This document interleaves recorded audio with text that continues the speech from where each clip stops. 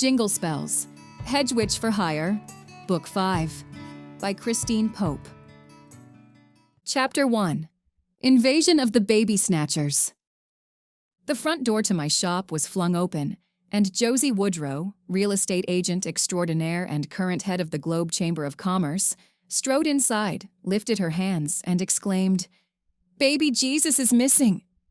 I'd been just about to take a sip of peppermint latte, my current seasonal indulgence from Cloud Coffee. However, I set the Go Cup back down on the counter and said, what?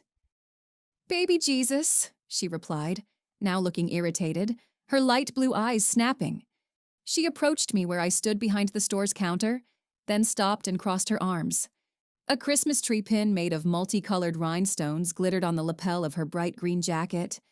Josie was serious about dressing for the season, and now, with the holiday only a little over a week away, she was pulling out all the stops. I went to check on the decorations at the crèche in front of St. Ignatius, and Jesus was gone. This was my first Christmas in Globe, but I'd known as soon as all the decorations started going up right after Thanksgiving that this was a town which took the holidays seriously. All of Broad Street had holly leaves and red velveteen bows attached to the street lamps, and even swagged across the roadway from building to building, and the chamber had politely informed all of us shop owners that we needed to decorate our front windows to keep the spirit of the season going. This request applied even to pagan heathens like me, although Josie, who'd written the letter, had been careful to refer to them as holiday decorations, without specifically calling out Christmas, which was fine. I loved the winter holiday, even though I celebrated Yule on the solstice rather than Christmas Day. I'd hired my friend Hazel Marr to paint the front window of Once in a Blue Moon with a glittering border of snowflakes, and I'd bought ornaments in silver and gold to highlight my current display of books and minerals and jewelry. One of the showpieces of the town's Christmas spirit was the large crèche that took up residence on the front lawn of St. Ignatius, complete with a carved Mary and Joseph and the three wise men, along with a complement of barnyard animals. And of course, baby Jesus, who was placed in his cradle every year by the church's presiding priest. "I'm sure it was just kids," I told Josie, doing my best to sound both concerned and soothing at the same time. This was her first year as president of the chamber, since she'd taken over those duties after the former president, Miriam Jacobson, had been arrested, and now convicted, for conspiracy to commit murder. Her trial had taken place at the beginning of December, and she was currently spending 10 years in the Florence Correctional Facility, a far cry from the stately house where she'd lived on Bailey Street up on the hill. In fact, Miriam's sister Beth Faulkner and her nephew Jack had descended on Globe a few days earlier, apparently to pack up her belongings so the house could be sold. Town gossip reported that Miriam had used up most of her savings paying for her defense, and so there was no way she'd be able to hold on to the house during the tenure of her prison stay, even if she managed to get released early for good behavior. Considering what I knew of Miriam's standard haughty attitude, I had a feeling that a good behavior release wasn't in the cards for her. Prison guards tended to take a dim view of that sort of conduct. Josie sniffed. Well, that was my first thought too. But Henry has talked to the most likely suspects, and they all said they don't know anything about it. Henry Lewis, Globe's chief of police, and a man I tended to regard as my nemesis, since he wasn't exactly a fan of the way I kept solving murders under his nose, was exactly the sort of person I'd believe had a list of usual suspects among the youth of Globe. No doubt he thought that riding skateboards on the sidewalk or sneaking a cigarette under the bleachers during a football game was just the first step in a life of crime, and escalating to stealing Jesus out of the St. Ignatius crèche seemed like a logical progression of those misdeeds. "It's got to be a prank," I said. "Even if the kids Henry talked to didn't know anything about it, there has to be someone who does. Maybe someone is trying to rattle your cage." That suggestion made Josie draw herself up to her full 5 feet, 2 inches, light blue eyes snapping. "I do not rattle," she replied sternly. Most of the time, I would have agreed with that self-assessment. In this particular situation, however, while I wouldn't have said Josie had bit off more than she could chew, I still knew she was probably feeling just a little overextended. She'd taken over running the chamber in addition to managing her busy real estate business, and one of Globe's biggest events, the Festival of Lights, was now only a few days away. Held the Saturday before Christmas each year, the festival was a time when the people of Globe and the people of the San Ramon Apache tribe mingled to create an event that sounded truly special. While the San Ramon Apache tended to keep to themselves, which was understandable, since everyone in the tribe was a coyote shifter and therefore had to work hard to make sure their secret wasn't discovered, they did come out to participate in the festival. We've been doing it for almost 50 years now, my boyfriend Calvin had told me one night as we sat in front of the fireplace at his house. Although he was a member of the San Ramon Apache tribe, he obviously didn't have the same qualms about getting involved with an outsider that the rest of his people did. Too bad we had yet to get his parents on board with the idea. He'd acted as though their disapproval of our relationship was no big deal, but I could still tell it bothered him. It bothered me too, more than I wanted to admit. At the same time, though, I knew I had to let it go. Either they'd come around eventually, or they wouldn't. Anyway, Calvin had explained to me that the Festival of Lights was held in the Beshbagawa Archaeological Park, which was the site of a Salado Native American village, now more than 800 years old. The Salado were the people who'd inhabited the land before the San Ramon Apache moved in, although no one knew precisely what had happened to that ancient tribe. Now the site was on the National Register of Historic Places, and each December the people of Globe and of the San Ramon tribe held the festival, which sounded like a mishmash of indigenous and American activities, with Apache storytellers and dancers, and also a visit from Santa Claus and carols sung by the high school's choir. Luminarias, paper bags weighted with sand and with votive candles set inside, were placed all through the ruins. I had to admit that the images I'd seen of the festival online looked pretty magical, and because it was one of Globe's preeminent events, people from all over Arizona came to town to participate, which meant Josie had to make sure everything went off without a hitch. "Oh, I know you've got everything under control," I said hastily, since one of the quickest ways to get Josie's dander up was to suggest she didn't have a particular situation firmly in hand. "I'm just saying that it's probably someone trying to play a joke." She released an annoyed huff of a breath. "Well, if it's a joke, it's not a very funny one. We're going to have literally thousands of people descending on Globe in just 2 days, and now baby Jesus has vanished into thin air." I allowed myself a sip of peppermint latte so I could contemplate the conundrum. So good. I knew I was going to be sad when the seasonal drink disappeared off Cloud Coffee's menu at the beginning of January. "But they're coming here for the Festival of Lights," I pointed out. "Are they even going to notice that the crèche at St. Ignatius doesn't have a Jesus?" Josie shot me a pitying look at that question, as though she couldn't believe I could possibly be that naive. "Yes, they come for the festival," she said, "but they also come to shop and eat and visit the town. I told you to be prepared for a wave of shoppers on Saturday." That she had.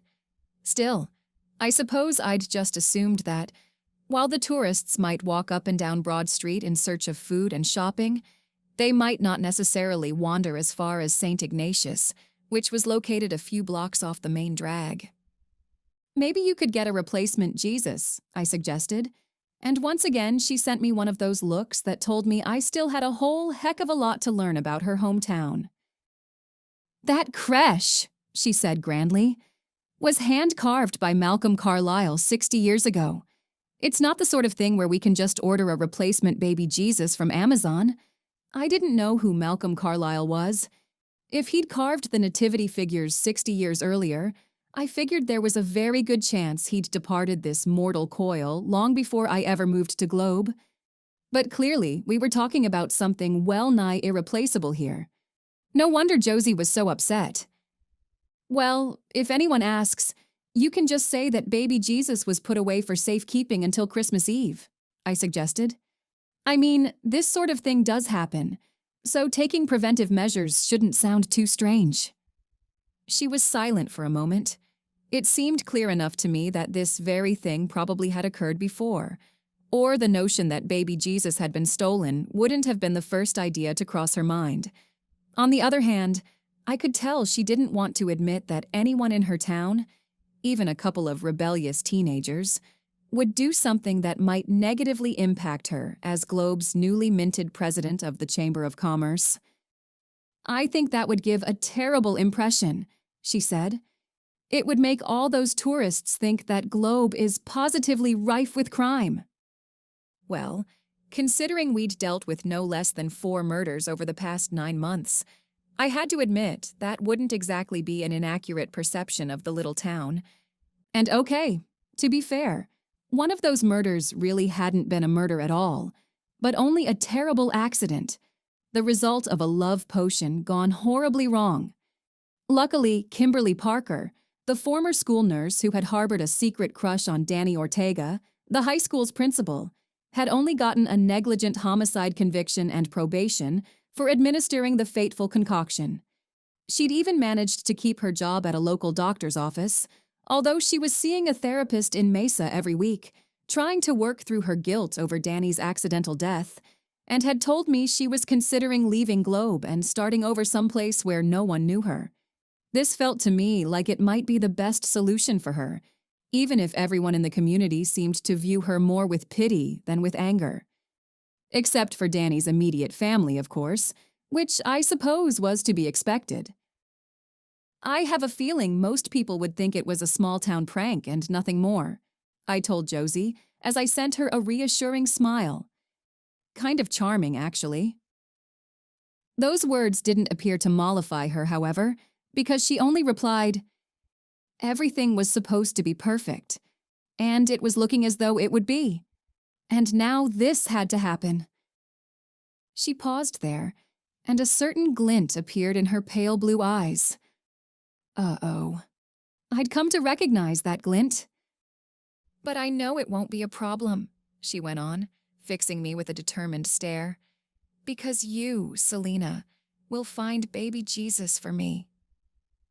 Oh boy.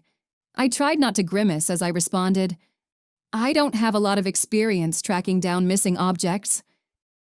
"This isn't an object," she returned. "It's baby Jesus."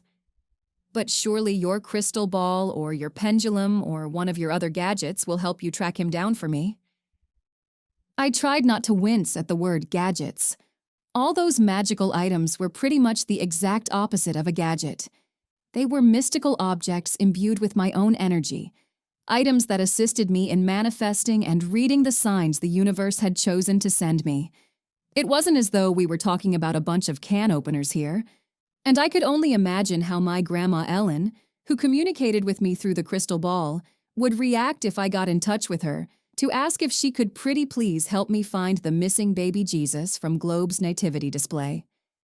"That's not really how they work," I began, but Josie lifted a hand. "I know you can do it.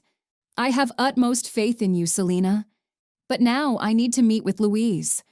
Louise Tiburon was the director of the Globe High School Choir. With the choir's performance at the Festival of Lights now only 2 days away, I could see why she might be meeting with Josie. Before I could utter any further protests, she'd sailed out of the store, and I was left staring at the door as it banged shut behind her, letting the bells that hung from the handle jangle loudly. They clashed with the rendition of the Wexford Carol that was currently playing on the shop's sound system, something from my huge collection of A. Winter's Solstice CDs from Windham Hill. I did my best not to sigh. Like it or not, it appeared I'd been assigned baby Jesus hunting duties.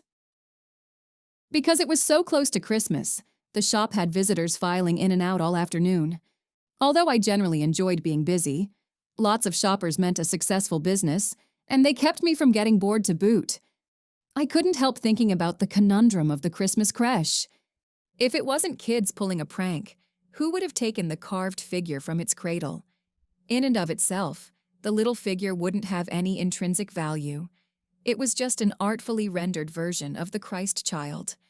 Luckily, I was having Calvin over for dinner that night, and so I figured I could pick his brain and see if he had any suggestions to offer. And even before that, I knew I could ask a few questions of someone who'd lived in Globe a lot longer than Calvin had. Do you know if anyone's ever stolen the baby Jesus out of the crèche at St. Ignatius? I asked Archie, the cursed cat who'd been my roommate ever since I moved to town. He'd been sitting on the couch, licking a paw, and looked up at me. His ears swiveled slightly. Oh, has it been stolen again? Well, that seemed to answer that question. I guess so, I replied. I was in the dining room, setting the table, and I could tell from the pained expression on the cat's face that he wasn't very happy about my current activity, because Archie couldn't bear to be anywhere near if there was even the slightest chance of Calvin and me exchanging intimacies. He tended to bolt out the door the second my boyfriend showed up. I went on. Josie said she went by the nativity to check on it earlier today, and baby Jesus was missing. Archie jumped off the couch and took up a position at the center of the living room rug, then began kneading it with his claws. I tried my best not to sigh. He'd disdained the scratching post I'd gotten for him, but he loved shredding that rug. You can afford to replace it, I told myself, but those inner words didn't reassure me quite as much as I'd hoped. I really liked that rug, but since I'd long ago learned that admonishing Archie wouldn't do a bit of good, I ignored him and said, Josie told me the nativity was carved about 60 years ago. You were a cat by then, right? His golden eyes slitted. While he loved to complain about being in his cat form, and he nagged me regularly about breaking the curse so he could go back to being a man, he absolutely hated it when I brought up his unfortunate situation on my own. But at least it appeared as though he would deign to reply this time. Yes, he said. I'd been a cat about 10 years when Malcolm carved those figures. I don't know what spurred him to do it, but he always was working on projects like that. Had a whole bunch of totem poles in his yard that he'd carved after studying a number of photos on the subject. They made excellent scratching posts. I refrained from comment. While Archie's depredations on my living room rug annoyed the heck out of me, at least he wasn't shredding art I'd personally created. At any rate, he continued, the very first year the nativity scene went up, someone took the baby Jesus out of the cradle. It remained missing for several weeks, until it reappeared sitting on top of the bronze tiger mascot we had out in front of the school back then.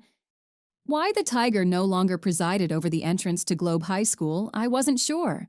Possibly it had also been subjected to several pranks over the years, and the powers that be had decided to remove it. I filed that question away for another day and asked, was it high school kids who took the figure? Archie's shoulders twitched slightly, his cat version of a shrug. They never found the culprit, but that was the main assumption. And then the baby Jesus was taken about 5 or 6 years later, although it only disappeared for a night and then showed up again the next morning. Again, most likely some of Globe's youth thinking they were being clever. Do you think it's high school kids this time too? I should think so. He licked a paw and rubbed it over one cheek. After all, who else has time for that kind of foolishness? Good question. Since all the local kids were out of school for the holidays, they probably had more time on their hands than they knew what to do with. If that was really the case, though, it should be easy enough to check on what those kids had been doing during their vacation, something that wouldn't have been possible back in the 1960s or even the 1990s. After all, they didn't have Instagram and Facebook back then. No one I know, I told Archie, and he gave another of those cat shrugs, and then made his way back over to the couch, clearly bored with the conversation and ready to take another power nap. Fine. Since I had some time before Calvin was going to show up, and I'd made things easy on myself by putting a pot roast and veggies in the crock pot before I headed down to work that morning, I went to my purse and pulled out my phone. I'd deleted Instagram after my disastrous foray into social media this past June, but I still had Facebook installed. Then again, did kids even use Facebook anymore? I seemed to dimly recall reading somewhere that they'd mostly abandoned it for TikTok and Instagram, but I didn't have TikTok on my phone, and I definitely didn't feel like installing it. A couple of quick searches should be all I needed to do.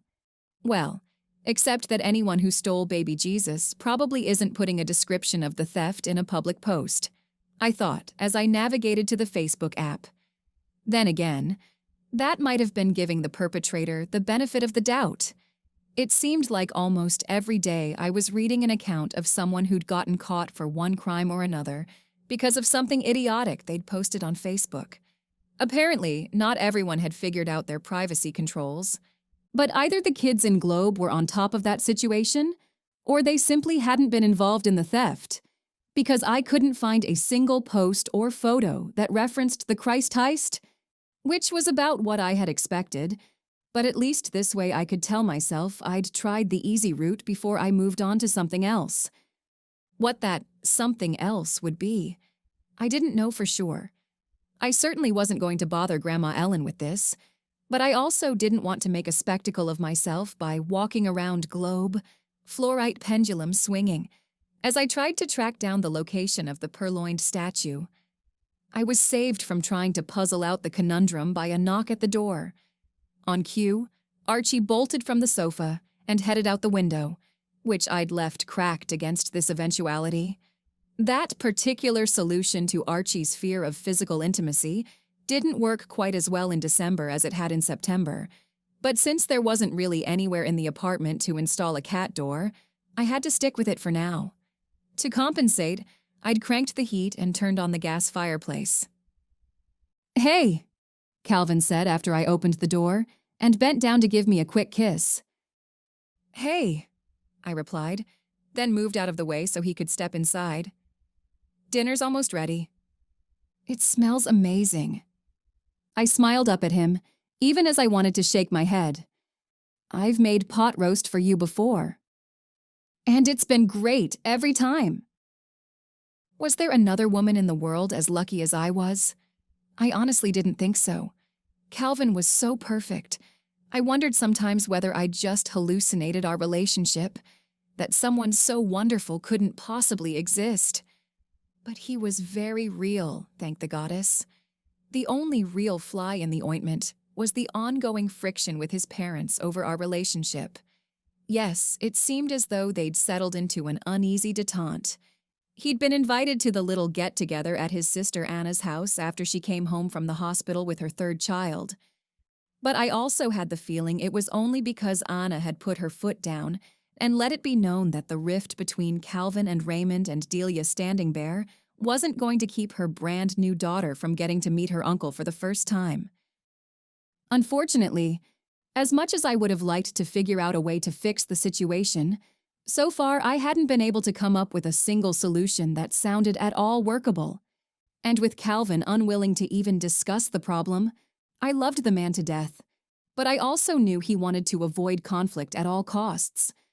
I realized I had to let it go. Still, I hated the idea of him and his parents heading into the holiday season with no resolution in sight. The San Ramon Apache had their own traditions, of course, and yet it seemed as though they also celebrated Christmas, just like the rest of Globe. After we'd sat down to eat and made the ritual clink of our wine glasses together, I said, "Josie wants me to find the missing baby Jesus from St. Ignatius." Being Calvin, he absorbed that statement for a moment before saying, "Someone took it?" "Apparently," I replied, "unless you think it might have beamed itself up to heaven or something." He gave me a pained glance at that comment, but his tone was even enough as he said, "It's been stolen before, right?" "I guess so," I said. "I mean, Arch." I broke off there as I realized I still hadn't told Calvin about the teeny-tiny fact that the stray cat I'd taken in was actually a man who'd been laboring under a witch's curse for the better part of 70 years. "That is," I went on quickly, "Josie made it sound as though it's happened before. High school kid stuff. But Henry Lewis hasn't been able to find out anything so far. And I took a quick peek on Facebook and didn't see any evidence of kids posting selfies of themselves with the missing Jesus. Most high school kids don't use Facebook, Calvin remarked as he reached for a biscuit. Maybe I rolled my eyes just the tiniest bit. Luckily, he didn't seem to notice, since he was focused on smearing some butter on the edge of his plate. I guess not, I said. Anyway, now I'm trying to figure out who could have possibly wanted to take it, if it wasn't some high school kids. Elementary school kids? He suggested, after a bite of biscuit. I guessed that was possible. Globe's school system was so small that the elementary school went all the way up to 8th grade. Maybe some enterprising 7th or 8th graders had decided it was time for them to pull a prank. If that was the case, I had to hope their consciences would get the better of them and they'd quietly return baby Jesus once they'd decided they'd had their fun. Since there hadn't been any mention of the prank on Facebook, I wouldn't bother to check again. At this point, I'm open to anything, I said. I guess I'll just have to hope the universe guides me in the right direction. Calvin smiled. Since he knew that listening for signals from the universe was how I tended to live my life most of the time anyway, he had probably guessed that was my way of saying I'd just have to wait and see, and hope for a miracle in the meantime. Chapter 2. Trip the Light. Although I decided to refrain from wandering the streets with my pendulum, I actually did get out my tarot cards the next day before I headed downstairs to open up the shop. If nothing else, they might give me an idea of where I should be focusing my energies. The first card I flipped over was the Fool. Now, the Fool didn't necessarily mean that I was an idiot for agreeing to find our unknown baby snatchers. No, it was trying to tell me that I shouldn't worry about taking a leap of faith, that sometimes you just had to go with your gut. Or possibly it was letting me know that I'd already taken that leap of faith by realizing I needed to allow the universe to guide me where I needed to go, and therefore trying to push things probably wasn't a good idea. After that, I pulled the Knight of Swords. In a typical reading, that particular court card often represented a younger man, someone who didn't always look before he leapt. And if it turned out the Nativity's baby Jesus actually had been taken by a kid from one of Globe's schools, then it made sense that the card would show up now. But even though logic suggested the card had a great deal to do with this particular case, it still didn't help me much when it came to figuring out exactly who that one individual might be. The final card in the spread was the 7 of Pentacles. It often showed up as a reminder that the seeds had already been planted, and therefore all you had to do was wait for a particular plan to come to fruition. Right now, however, I didn't see how it could possibly have much bearing on the baby Jesus napping. After all, I'd barely gotten started with trying to sort out the puzzle. Or was the card talking about someone else's plans? Maybe the person who had taken the figurine. Maybe it was signaling that they really did intend to return baby Jesus to his cradle in the very near future, which might also pivot back to the 7 of Pentacles. It wasn't as much of a jumble as some other 3-card spreads I'd done in the past, but neither did it offer me any particular illumination. Well, it had been worth a try. I scooped up the cards and put them away in their green velvet bag, then stopped in the kitchen to check on the water in Archie's bowl before heading downstairs to the shop. The cat himself was nowhere to be seen, and so I guessed he was probably napping on the rug in the laundry room, safe in the knowledge that I'd be back up at noon to feed him. This close to Christmas, there were already people waiting on the sidewalk by the shop's front window, peeking inside. I hurried over to unlock the door, then stepped aside to let in the small crowd. Some 5 or 6 individuals I didn't recognize, meaning they were probably tourists who'd come to Globe a day early to soak up some of the sights before the main event on Saturday evening.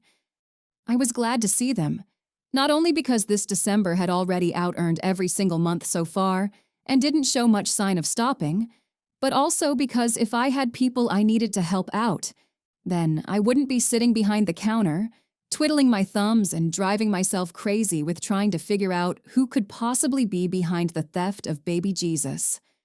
One woman who looked as though she was probably in her early 60s, with expertly highlighted hair and wearing an impressive amount of gold jewelry, even asked about the missing figure. "That's such a lovely nativity scene on the front lawn of the Catholic Church," she said, as I rang up her acquisitions. A pair of agate bookends and one of my more expensive necklaces, all druzy quartz and blue topaz and deep, shimmering amethysts. That one purchase alone would have been enough to make a banner day in the store, but other people were already beginning to queue up behind her, clutching crystals and books and packs of incense. But I noticed the little figure of Jesus is missing. What happened to it? Oh, great. And here I'd been hoping that no one would look closely enough to notice.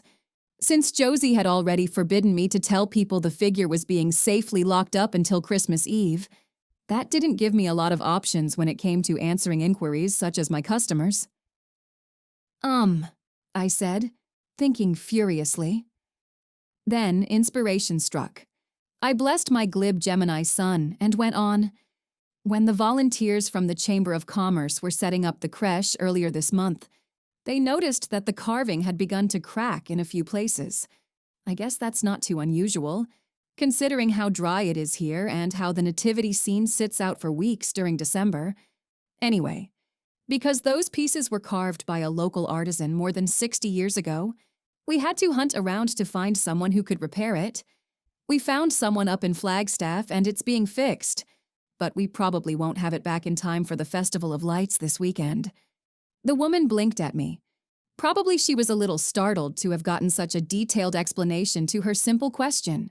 However, she only replied, "Oh, that makes sense. It's such a lovely nativity scene, and so I was sort of surprised to see that baby Jesus wasn't there." I offered her a smile and said, "Well, you'll just have to come back next year and see him then." She nodded as she handed over her Platinum Visa card. "I will." But after that, no one asked any further questions, to my great relief. And by the time I closed up that day, I had about a week's worth of receipts in the till from just that day's sales. My feet might have been aching a little from not getting much of a chance to sit down, and yet I knew it had been a good day. Even Archie seemed mellow, for him at least. But that was probably because Calvin wouldn't be coming over for dinner, since his shift didn't end until 9. That was all right, though. I could use the peace and quiet after such a busy day at work. And besides, I'd be seeing Calvin the next evening at the Festival of Lights. With any luck, I'd have some good news about baby Jesus by then. Unfortunately, the universe didn't seem as though it planned to go easy on me. I tried another tarot spread before starting work, just as I had the day before, but this one was definitely minor arcana mishmash, letting me know that the cards thought they'd told me everything I needed to hear already, and so they weren't planning to cooperate on this go-round. While I definitely didn't have time to go wandering the streets of Globe with my pendulum, I still lifted it from where it rested on a bed of velvet in a drawer, held it for a moment or so in order to attune it to my energies, and then dangled it over the divination board I had sitting on my altar. I asked it a very simple question. Does the person who took baby Jesus go to school in Globe? At least if I got an answer in the affirmative, that meant I could narrow my search a bit. The pendulum swung back and forth for a few seconds, tracing an arc over the pretty board with its butterfly design. I waited, holding the question in my mind. Then it came to a stop over a single word. No. Okay, so much for that. While I guessed I could now rule out any of the students at the elementary school or at Globe High School, that left pretty much the entire adult population of the town, none of whom would seem to have much reason to take the little carved Jesus from his cradle. Unless, as I'd mentioned to Josie, someone local was trying to give her grief, for whatever reason. But as I pondered the problem, that theory didn't seem to make much sense to me. As far as I'd been able to tell, my real estate agent friend was pretty much universally liked, despite her busybody nature. The only person she'd never gotten along with was Miriam Jacobson, and since the former Chamber of Commerce president was now locked up in a maximum security prison in Florence, I doubted she could be involved in my current conundrum. No, something else had to be going on here, something I'd just have to ferret out with time. I remembered the 7 of Pentacles from my card spread the day before. Plans coming to fruition, even if I had no idea what they might be. That seemed to be that. Saturday at the store was even busier than Friday, thanks to all the people coming to town for the festival later that evening. As I hurried from customer to customer, explaining a particular book or spell candle, running back to the cash register to help someone else, I wondered if I'd been foolish for not hiring some seasonal help. There were probably some girls from the high school who would have liked to earn a few extra bucks during these crazy weeks. But since I'd thought I could handle the extra volume, I was going it alone this year. After all the hubbub died down, I'd take a step back and assess and make better plans for the next holiday season. By the time I locked the door at 5, I wondered if I even had the energy left to go wandering around some Native American ruins, no matter how picturesque they might be with all the luminarias set out everywhere. My feet and my back were both telling me they'd much prefer to spend the evening on the couch with a glass of wine and a fire in the hearth. I'd promised Calvin, though, and so I knew I really couldn't back out now. No, I'd just switch from these ballet flats into my comfiest boots, and know that at least I didn't have to work the next day. Josie had questioned my judgment in deciding to stick with my usual Sunday off, despite its being so close to Christmas, and with a bunch of tourists still wandering around the town. But I'd stuck to my guns. After all, I didn't really need the money. And people should know I wasn't at anyone's beck and call. Because I'd be leaving Archie alone for the evening, I gave him an extra salmon treat after I fed him his dinner. "I don't think I'll be too late," I told him as I pulled on my jacket. Calvin was picking me up and hadn't arrived at my apartment yet, but I figured I might as well be ready so we could head out as soon as he got here. "That's fine," Archie replied. He was already parked on the couch. I hadn't bothered to crack the window to let him out since Calvin and I wouldn't be staying at the apartment. Had that salmon treat made Archie feel extra mellow, or was he just relieved to have the apartment to himself for the evening? I had to admit that my home was looking even cozier than usual, thanks to the pine garland on the fireplace, trimmed in red and gold bows, and the small Christmas tree that had a place of honor in the corner.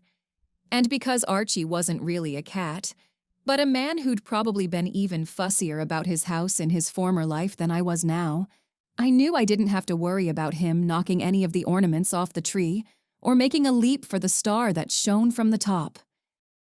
"Enjoy the peace and quiet," I said, and knew my eyes were probably twinkling.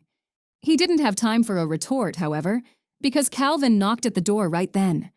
We exchanged a very brief kiss, and then I locked the door behind me so we could head down the stairs and get into his Durango.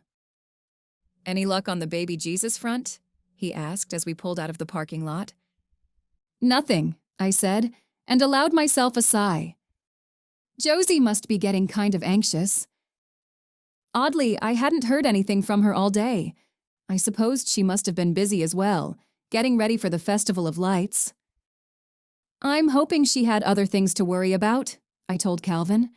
"And she knows I'm pretty good about staying in touch if I have anything to tell her." In this case, though, no news just means no news. "Sorry about that," he said, and I shrugged. "I'll have more time tomorrow." The universe has been giving me a hint here and there, but so far I haven't been able to piece together the big picture. Calvin reached over and touched my hand, just a reassuring brush of his fingers against mine, before he wrapped them around the steering wheel once more. Even that brief caress made me feel a lot better about the situation, because although I knew that a missing baby Jesus wasn't a huge deal in the grand scheme of things, I'd made a promise to Josie, and I didn't want to let her down. Also, I had the sinking feeling that once the Festival of Lights was over, she'd have plenty of spare time to give me grief about not being able to locate the stolen figure. Right then, I found myself hoping she'd be so occupied with managing all the moving parts to the festival, the carolers and the luminarias and Santa and everything else, that she wouldn't even notice Calvin and I were there at all. We could show up, see the sights, try to get a little of that holiday spirit, and then head home.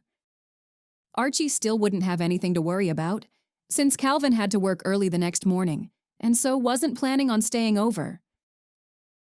As he parked the Durango in a lot full almost to bursting, I did my best to repress a pang at the realization that my mom and Tom wouldn't be here to experience the event with us. They'd made plans to come to Globe for the festival, but some last-minute crisis with Tom's daughter Lauren had put the kibosh on the scheme. "But we'll still be there after Christmas," my mother assured me when she'd called to give me the bad news. I had my doubts. She'd said she and Tom would come on the 27th and then head back to LA on the 30th because they'd been throwing a big New Year's party for the last 5 years or so, and she needed to be home in time to wrap up all the preparations and manage the caterer and her cleaning team, but it seemed a long way to drive to only spend 3 days. However, I hadn't argued. I'd only said that Calvin and I were looking forward to seeing them and had hung up afterward, overwhelmed by a feeling of inevitability.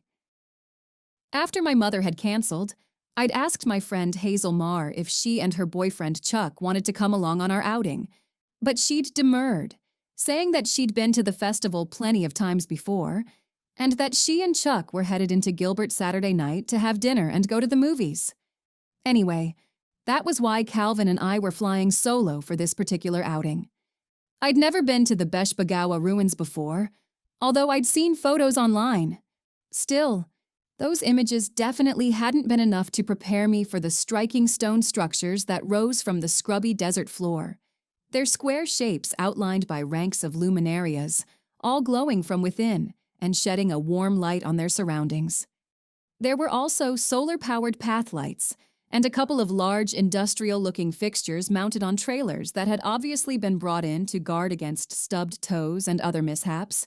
But those lights couldn't take away from the luminarias, or the large fire pit off to one side, where a group of children were listening to an older man wearing indigenous garb, who gestured dramatically as he related some kind of story.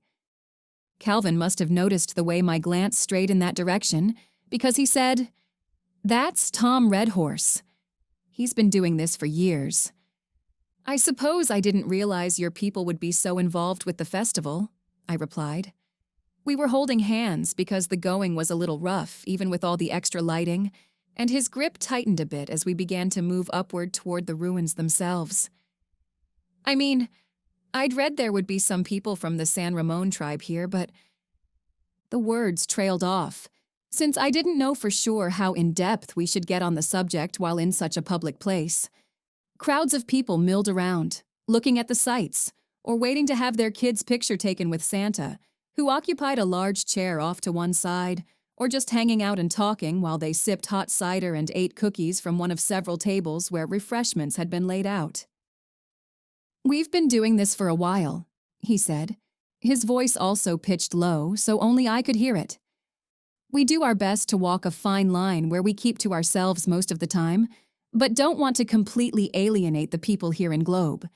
The elders decided back before I was even born that participating in the festival was a good idea. Besides, it would have looked odd to have zero participation in the event from the local indigenous people, even if we didn't build these ruins." "What happened to the people who did build them?" I asked, and Calvin responded with a lift of his shoulders. "No one knows for sure. The climate might have changed, or the water table dropped, and they decided it was time to move on." While I agreed inwardly that those sounded like good reasons for seeking a new place to call home, it still seemed a little odd that an entire tribe had disappeared, with no one seeming to know where they'd gone. "They just died out." Maybe. Or possibly they were assimilated into another tribe after they'd moved away from this area. Things like that were a lot more fluid back then than they are now. I nodded, and we made our way over to one of the refreshment tables so we could get some cider and cookies. While I'd heated up some leftover soup for myself, since I'd known Calvin and I wouldn't have time to go out to dinner before heading to the festival, my body still felt as though it needed that cookie after running around after customers all day. A rustle off to one side made me glance in that direction. Yes, there was Josie, but she had the high school's choir director with her, and right behind them was a gaggle of students, all dressed in the frontier-style costumes I'd helped procure for this performance. I had to admit, the kids in the choir looked very cute in their bib front shirts for the boys and long prairie-looking dresses for the girls, and I allowed myself a stir of pride at seeing them present so well. It would have looked sort of out of place for them to be wearing their choir robes out here, as Miriam Jakobson would have preferred. Since no jackets or sweaters were in evidence, I guessed the kids were wearing thermals under the costumes to keep them warm in the chill night air.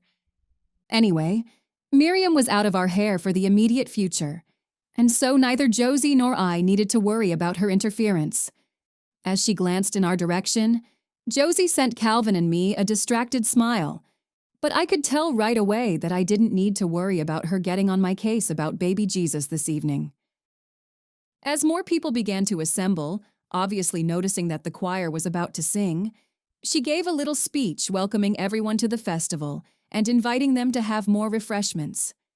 Afterward, she gave the floor to Louise, the choir director, who looked resigned at having Josie as the mistress of ceremonies.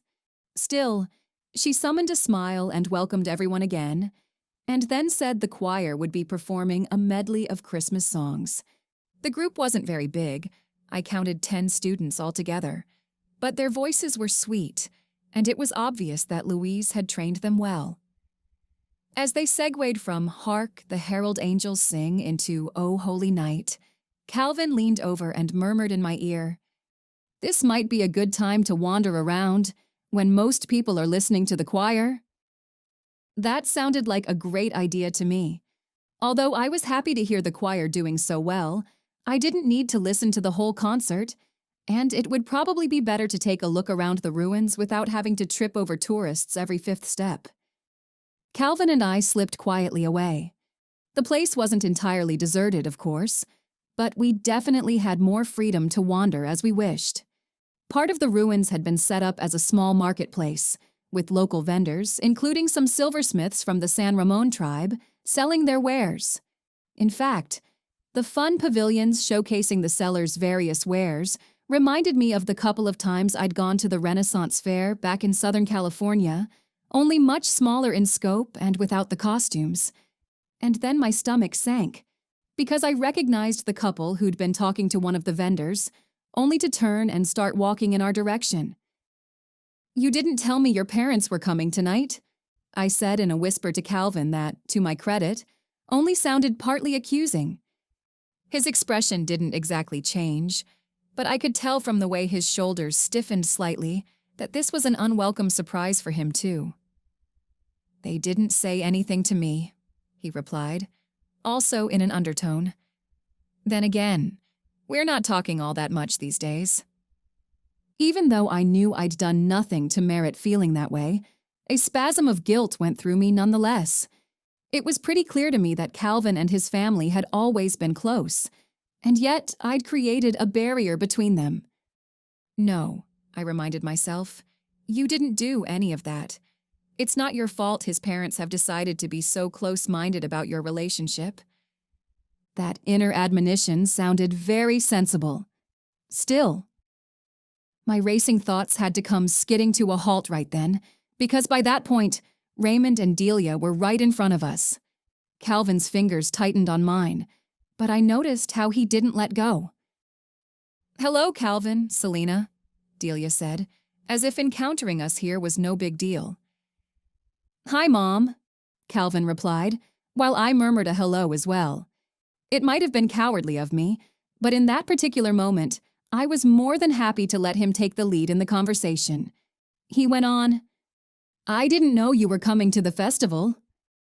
"Oh, Peter Brightwolf is selling his jewelry here for the first time, so we thought we'd come and lend him some moral support," Raymond said.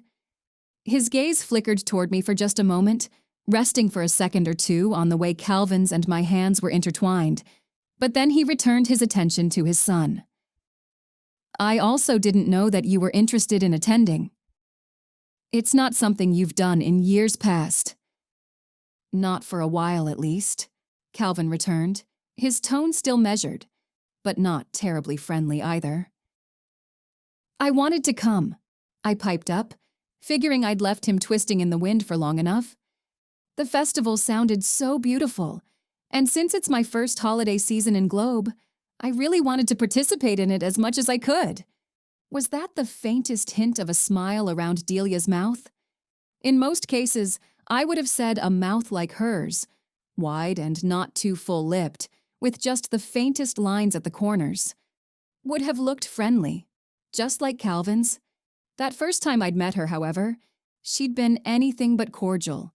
Now, though, she was also looking at the way Calvin and I held hands, although I didn't see the same disapproval in her dark eyes that I'd detected in her husband's. Was there a chance she might be softening a bit toward me? No, that sounded way too much like wishful thinking. "It is very beautiful," she agreed. "I'm glad you two had a chance to get out and enjoy yourselves." "I would imagine you've been working some long hours at your store, Selena, because of all the holiday shoppers." My skeptical brain had to wonder why she was acting so nice. And all right, it wasn't as though she'd come up and given me a big hug, but still, she did seem much friendlier than she'd been the night of the disastrous dinner party at her home. "Oh, not really," I replied, essaying a small smile and hoping that even such a small gesture wouldn't seem like too much. "That is, it's been really busy, but I promised myself I wouldn't extend my hours just because of the holidays. I don't want to contribute to that sort of consumerism any more than I already have." She nodded, but then Raymond said, "Well, it was nice to see you two. We want to make sure we don't miss Tom Redhorse's next storytelling session at 8. The words were plainly dismissive, but I told myself not to get my hackles up. At least he hadn't told me to go to hell. From the overly even way Calvin replied, "Enjoy yourselves." I could tell he was angry on my behalf, although he would never make a scene. "It was nice seeing you again, Selena," Delia put in, as if to make up for her husband's gruffness, but she didn't say anything else, only nodded at me as they made their way to the front of the ruins where their fellow tribe member was holding court. And then they were gone. I tightened my fingers on Calvin's and made myself smile up at him. "Okay," I said. "Let's see the rest of these ruins." Chapter 3. Return to sender. Even though the store wasn't technically open on Sunday, I still wandered downstairs around 11 after a leisurely morning of sleeping in and making eggs and bacon, bits of which I'd dutifully handed off to Archie. Maybe some of the scraps I gave him weren't technically the healthiest stuff to be feeding a cat, but he did seem to have an amazingly strong stomach. Nothing seemed to disagree with him, and he'd never once coughed up a hairball. That could have been part of the enchantment which had kept him a cat for the greater part of 70 years. Or possibly he was just really lucky. At any rate, he didn't seem too irritated by my announcement that I planned to go down to the shop and put in a few hours getting things straightened up and adding some items to the store's inventory that had been delivered by UPS the previous afternoon. Things had been so crazy on Saturday that I hadn't gotten the chance to unpack everything and put it out, and since I guessed these last few days before Christmas would be extra busy, I knew I needed to take the time now to get everything handled. Besides, with Calvin at work all day, there wasn't much else I could have done with myself. I still needed to do some housework, since I was going to have Hazel and Chuck and Calvin over for dinner on Tuesday for my own Yule celebration, but cleaning the apartment would only take me an hour or so. I took care to make sure the closed sign was still prominently displayed in the front window, and I only turned on half the lights in the store to make sure it didn't look as though the place was open for business. But that didn't prevent Josie from tapping on the window at a little before noon. Although I permitted myself a sigh, I went ahead and unlocked the door to let her in. I knew better than to pretend I hadn't seen her. "Amazing news," she announced as she strode into the shop. That morning, she wore a scarlet suit that clashed with her bright orange-red pixie cut, and another of what seemed to be an unending parade of Christmas pins sparkled from her lapel. This one was of enamel holly leaves with a couple of gold-toned bells hanging below. "Oh?" I replied, trying not to sound too dubious. I loved Josie, but when she made an announcement like that, it usually meant she was about to rope me into one of her innumerable schemes. Also, I had a feeling she was about to get on my case about my inability to locate the missing figure of baby Jesus. In this particular instance, however, my intuition turned out to be dead wrong. "He's back!" she exclaimed, and I stared at her. "Who's back?" "Baby Jesus," she said with a slight lift of one brow, as though my psychic powers should have allowed me to guess the answer to her question. "Father Estevez called me this morning and told me when he arrived at the church this morning to get things ready for Sunday Mass, the figure was back in the cradle as though nothing had happened." While this turn of events relieved me to no end, now I wouldn't have to worry about Josie nagging me to consult my crystal ball as to where baby Jesus could have gone. Something about it still didn't feel right. My intuition might have failed me a moment earlier, but now it seemed to be telling me there was more to the situation than met the eye. "That's great news," I replied, knowing I didn't want to mention my misgivings before I had more evidence to go on than a simple gut reaction. "Is it okay?" Now her expression dimmed a little, but she still sounded cheery enough as she said, "Well, Father Estevez said the figure had a few new scratches on its back, but otherwise it seems to be fine. And honestly, since baby Jesus lies on his back in the cradle anyway, it's not as though anyone would notice a couple of scratches." Probably not.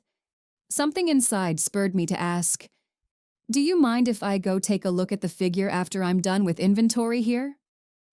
"Certainly," Josie responded right away, although a little twitch of worry pulled at the corner of her mouth. "Do you think something's wrong?" "No," I said hastily, "but it would still be nice to find out who took it, don't you think? Sometimes when I touch things, I can get impressions from them." "Ah, psychometry," she said, with the air of someone who'd done their research and wanted to make sure I knew about it. "And yes, of course you can go take a look. Both sessions of Mass will be over by 2 o'clock, I think." Which seemed to be her subtle way of letting me know that it was probably better for the town's only visibly practicing witch not to be seen handling baby Jesus. Just as well. I definitely didn't want to answer any questions that might arise if someone was around to witness what I was up to, so waiting only seemed prudent. "And we won't have to worry about this happening again, because my nephew Brett will be going by the church after lunch to install security cameras on the front of the building," Josie went on. "The chamber is paying for them, since we're the ones who store the nativity during the off-season and handle the installation. It's a sorry pass that it's come to this, but I suppose these are the times we live in now." To hear her talk, you'd think she was some old-timer sitting on a front porch and grumbling about the loss of the good old days, rather than a vigorous woman in her late 50s.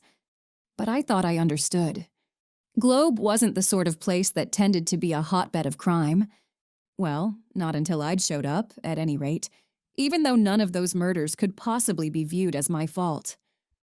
"Better safe than sorry," I agreed, and her troubled expression immediately lifted.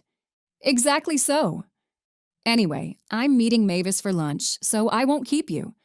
Remember, go by the church after 2 o'clock. "Probably closer to 3, I told her. "I have some housework to do after this." "Even better. Have a wonderful day." She headed out, still beaming, and I could see why. For her, the mystery had been solved. In my private opinion, though, it was just beginning. The inventory took me until a little past 1 o'clock. Since I'd put food in Archie's bowl before I headed downstairs, he couldn't grumble too much about me eating my own lunch almost an hour later than usual, although he was none too thrilled about the dusting and vacuuming that ensued afterward, or the reason for it. "Why on earth are you celebrating on a Tuesday night?" he groused from the safety of the middle sofa cushion.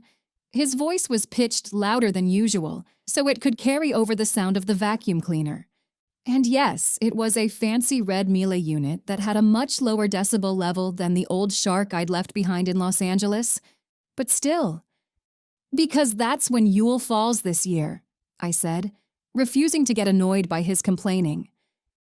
After nearly 10 months of sharing my apartment with the cursed cat, I was pretty much used to the way he could find fault with almost anything. For the millionth time, I don't celebrate Christmas. "And yet you have a Christmas tree," he pointed out. "Christmas trees are universal," I replied. I had Jewish friends in LA who had them every year. Archie let out a small hiss at my comment, his usual signal that he was irritated with me but couldn't come up with a satisfactory rejoinder. Anyway, I went on, it's not like I'm throwing a big party. It'll just be Calvin and Hazel and Chuck and me. That's enough for a small apartment, he said, which was true enough. I'd briefly contemplated throwing some kind of bash at the store to thank everyone for a successful first year in Globe, but then had decided I was probably getting overambitious. With as busy as the store had been these past few weeks, the last thing I needed on my plate was a big event that required a lot of planning. It'll be very quiet, I assured him, and I'll be making roast beef and Yorkshire pudding, so you know you'll be getting all kinds of fun table scraps. This promise seemed to mollify him, because his whiskers twitched and he stretched out all his limbs before curling up into a small ball, a signal to me that he wasn't going to bother arguing any further. Thank the goddess. With the apartment properly cleaned, I threw on my coat and headed downstairs. St. Ignatius was located only a few blocks away, so I didn't see the point in driving. The day was cold, however, with lowering gray clouds and a chill wind from the east, and so I got my gloves out of the pocket of my coat and pulled them on. I'd started checking the forecasts, hoping for snow, but so far, all we had was the kind of cold I'd never experienced in Southern California, which sort of irritated me. If it was going to be this chilly, then we might as well have a snowstorm, so it would really feel like Christmas. When I got to the church, I could tell that Brett had already come and gone, because a couple of cameras that hadn't been there before were now mounted discreetly under the eaves. The parking lot was completely empty. Father Zestevez lived a couple of blocks up the hill, and I knew he always walked down to the church no matter what the weather was like, so I supposed he could have still been hanging around somewhere. However, while I couldn't say he exactly approved of me, I also knew he wasn't openly hostile. If he happened to be in his office in the rectory and somehow spied what I was doing, it wouldn't be the end of the world. The street itself was also quiet and empty.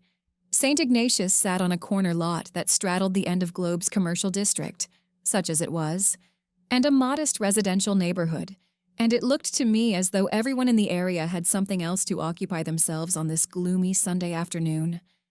I approached the crèche. It had been set up on the lawn that bordered the walkway which led up to the church steps, under the shelter of a bare oak tree and a couple of flanking pines. Just as Josie had said, the little figure of baby Jesus now lay safely in its cradle. Up close, I could see the rich grain of the wood from which it had been carved, something warm and dark, still smooth even after decades of being displayed here throughout the month of December. But not completely smooth, according to Josie. I pulled off my gloves and reached out so I could lift the figure from its cradle. For some reason, I'd thought it would be heavier than this, but it felt curiously lightweight in my hands, with about the same heft as a bag of apples or something similar. Although I'd been hoping I would be blessed with a mental image of who had taken the figure as soon as I lifted it, that didn't seem to be the case. I didn't see anything. Well, sometimes these things didn't come to me at once. I turned the figure over in my hands and noted the scratches Josie had mentioned. Almost like deep gouges, as if someone had been trying to pry the thing open, which didn't make any sense except I ran my hands over the back of the carved baby, hoping with all my might that no one would come driving by and see the town's resident witch caressing the wooden figure of baby Jesus. The goddess only knows what some looky-loo would have made of that spectacle. But if I'd been expecting to find something, a secret compartment or some other reason why the thief would have tried to get the figure open, I couldn't locate it. No, I was holding an inert lump of wood and nothing more. "Can I help you?" I looked up from baby Jesus and saw Father Zestevez standing a few feet away, expression a study in surprise. He was mostly bald, with a fringe of white hair that reminded me of the tonsures monks once wore, and if he'd been wearing something more festive for Mass earlier, he was now back in his usual black priestly garb. "Oh, sorry," I said, and quickly placed the figure of baby Jesus back in the cradle. A sudden flare of heat in my cheeks told me I was probably blushing furiously. Talk about looking guilty. It's just that Josie told me the figure had been returned, and I thought if I came over and touched it, I might be able to get an idea of who took it in the first place. For a moment, Father Estevez didn't say anything, as though he was doing his best to digest what I had just said and determine the best response. Then he replied, "I see. This is a gift of yours?" "Well, I don't know if I would call it a gift exactly," I said modestly, glad that he hadn't looked too shocked, or as though he might be contemplating calling up a posse to dunk me in the nearest pond to see whether I would float. It kind of comes and goes, so it's not something I can rely on, but it's helped me a few times in the past, so I thought I'd give it a try. That was kind of you, child. He paused and glanced back toward the church, toward the newly installed security cameras. His mouth thinned slightly. But we are all hoping this sort of thing won't happen again, and we should all hope that whoever took the Christ child has repented and learned that the wages of sin are evil. Right, I replied. Yes, let's hope they learned their lesson. And I knew I should leave matters there. I didn't see the point in telling him about my suspicions that someone might have tried to open the back of the carved figure, not when it seemed as though my own efforts on that front had been entirely fruitless. It wouldn't be the first time I'd barked up the wrong tree. We said our goodbyes then, and he invited me to Christmas Mass, saying, "For God looks on all as his children, especially at this holy time of year." I stammered a thank you and told him I'd think about it, and then beat a hasty retreat. While I knew I could safely enter St. Ignatius and not burst into flames, my attendance at Danny Ortega's funeral a month earlier had proved that particular fact to everyone in Globe. I still didn't see myself attending Mass anytime soon. This witch had her limits, after all. I went over to Calvin's that night and made dinner, then stayed over. It felt wonderful to have a perfectly normal evening together, even though he studiously avoided any mention of our encounter with his parents at the Festival of Lights. Gauging his mood, I hadn't said anything about that unexpected meeting, even though I secretly had to wonder if Delia had only been polite because we'd been somewhere public and she hadn't wanted to be rude where other people could hear us, or whether it was possible, just faintly possible, that she might be softening a bit toward me. I sincerely hoped it might be the latter, even though I feared I was allowing the spirit of the season to get my hopes up. But because I had to be at work on Monday, and knew it was going to be busy, I'd kissed him goodbye that morning and headed home before 8. I'd left food for Archie the night before, so he wouldn't have to wait on his breakfast, but that didn't keep him from commenting sarcastically why I bothered to keep a separate apartment when I was never there. "That's a little overdramatic, don't you think?" I inquired. By that point, I'd showered and gotten some yogurt, and given the cat an extra salmon treat just to head off comments like those. So much for that idea. I added, "I mean, I'm here at least half the time, and it's perfectly normal for people who are dating to spend a lot of time at each other's houses." "If you say so," he responded, which was Archie speak for knowing he had to give me some sort of reply, but also realizing that he didn't have much of a leg to stand on. And because he obviously didn't want to prolong the conversation, and therefore continue to acknowledge he might not be entirely in the right, he headed off toward my office so he could get his morning beauty sleep in peace. Fine by me. I needed to get down to the shop anyway.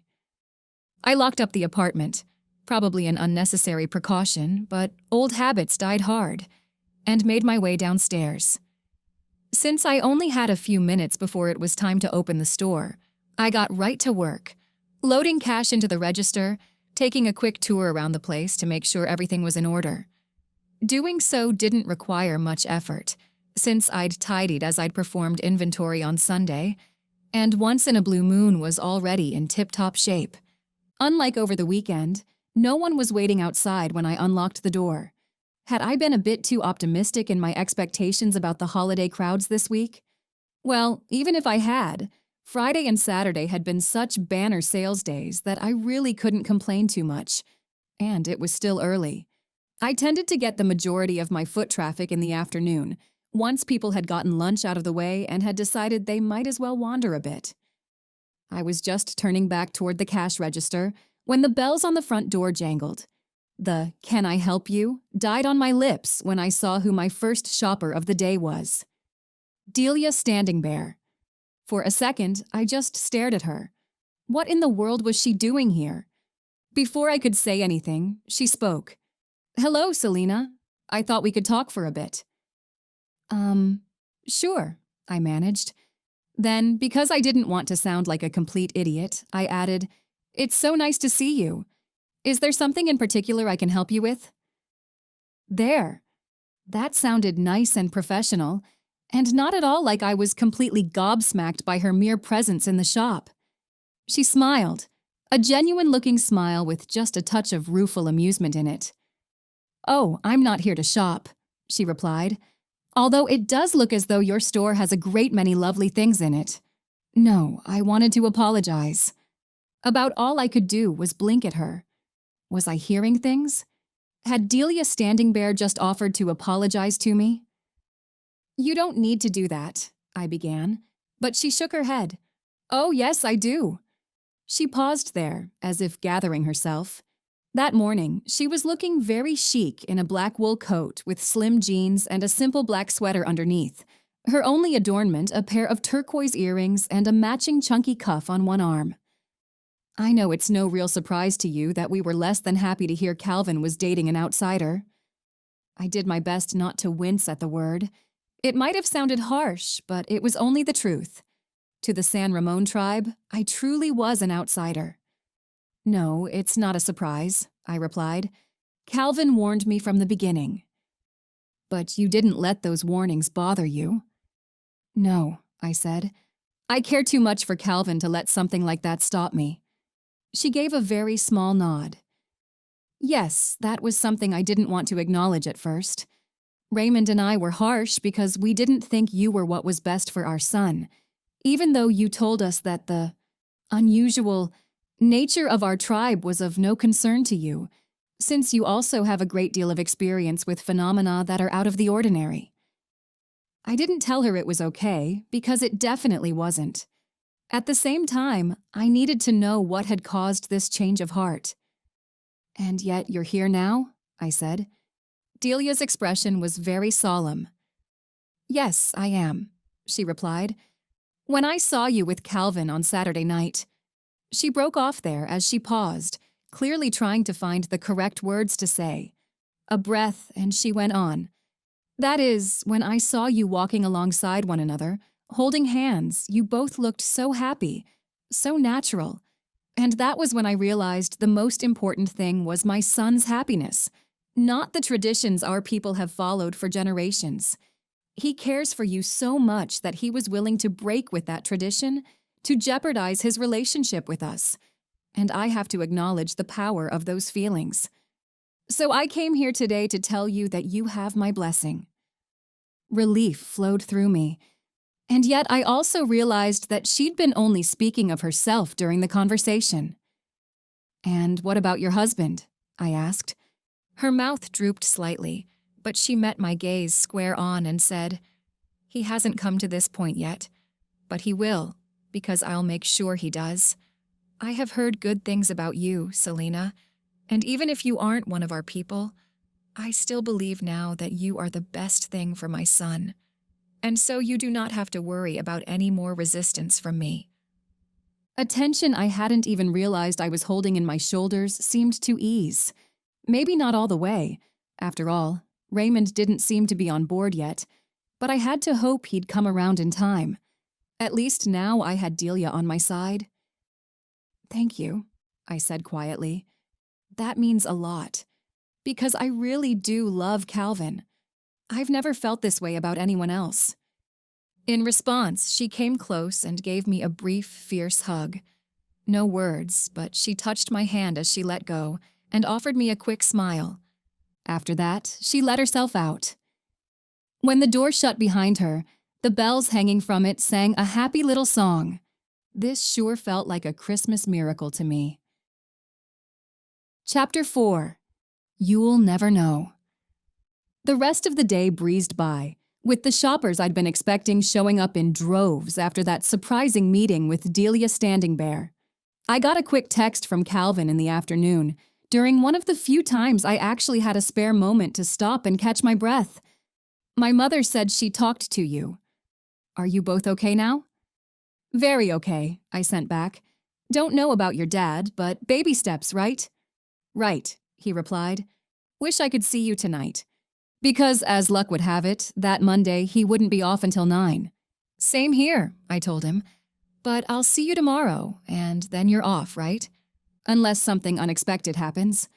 But let's think good thoughts. Love you. I'll see you tomorrow. That was the end of the exchange, but it still left a happy feeling inside me. All I had to do was hope for another miracle, and maybe Raymond Standingbear would see the light too.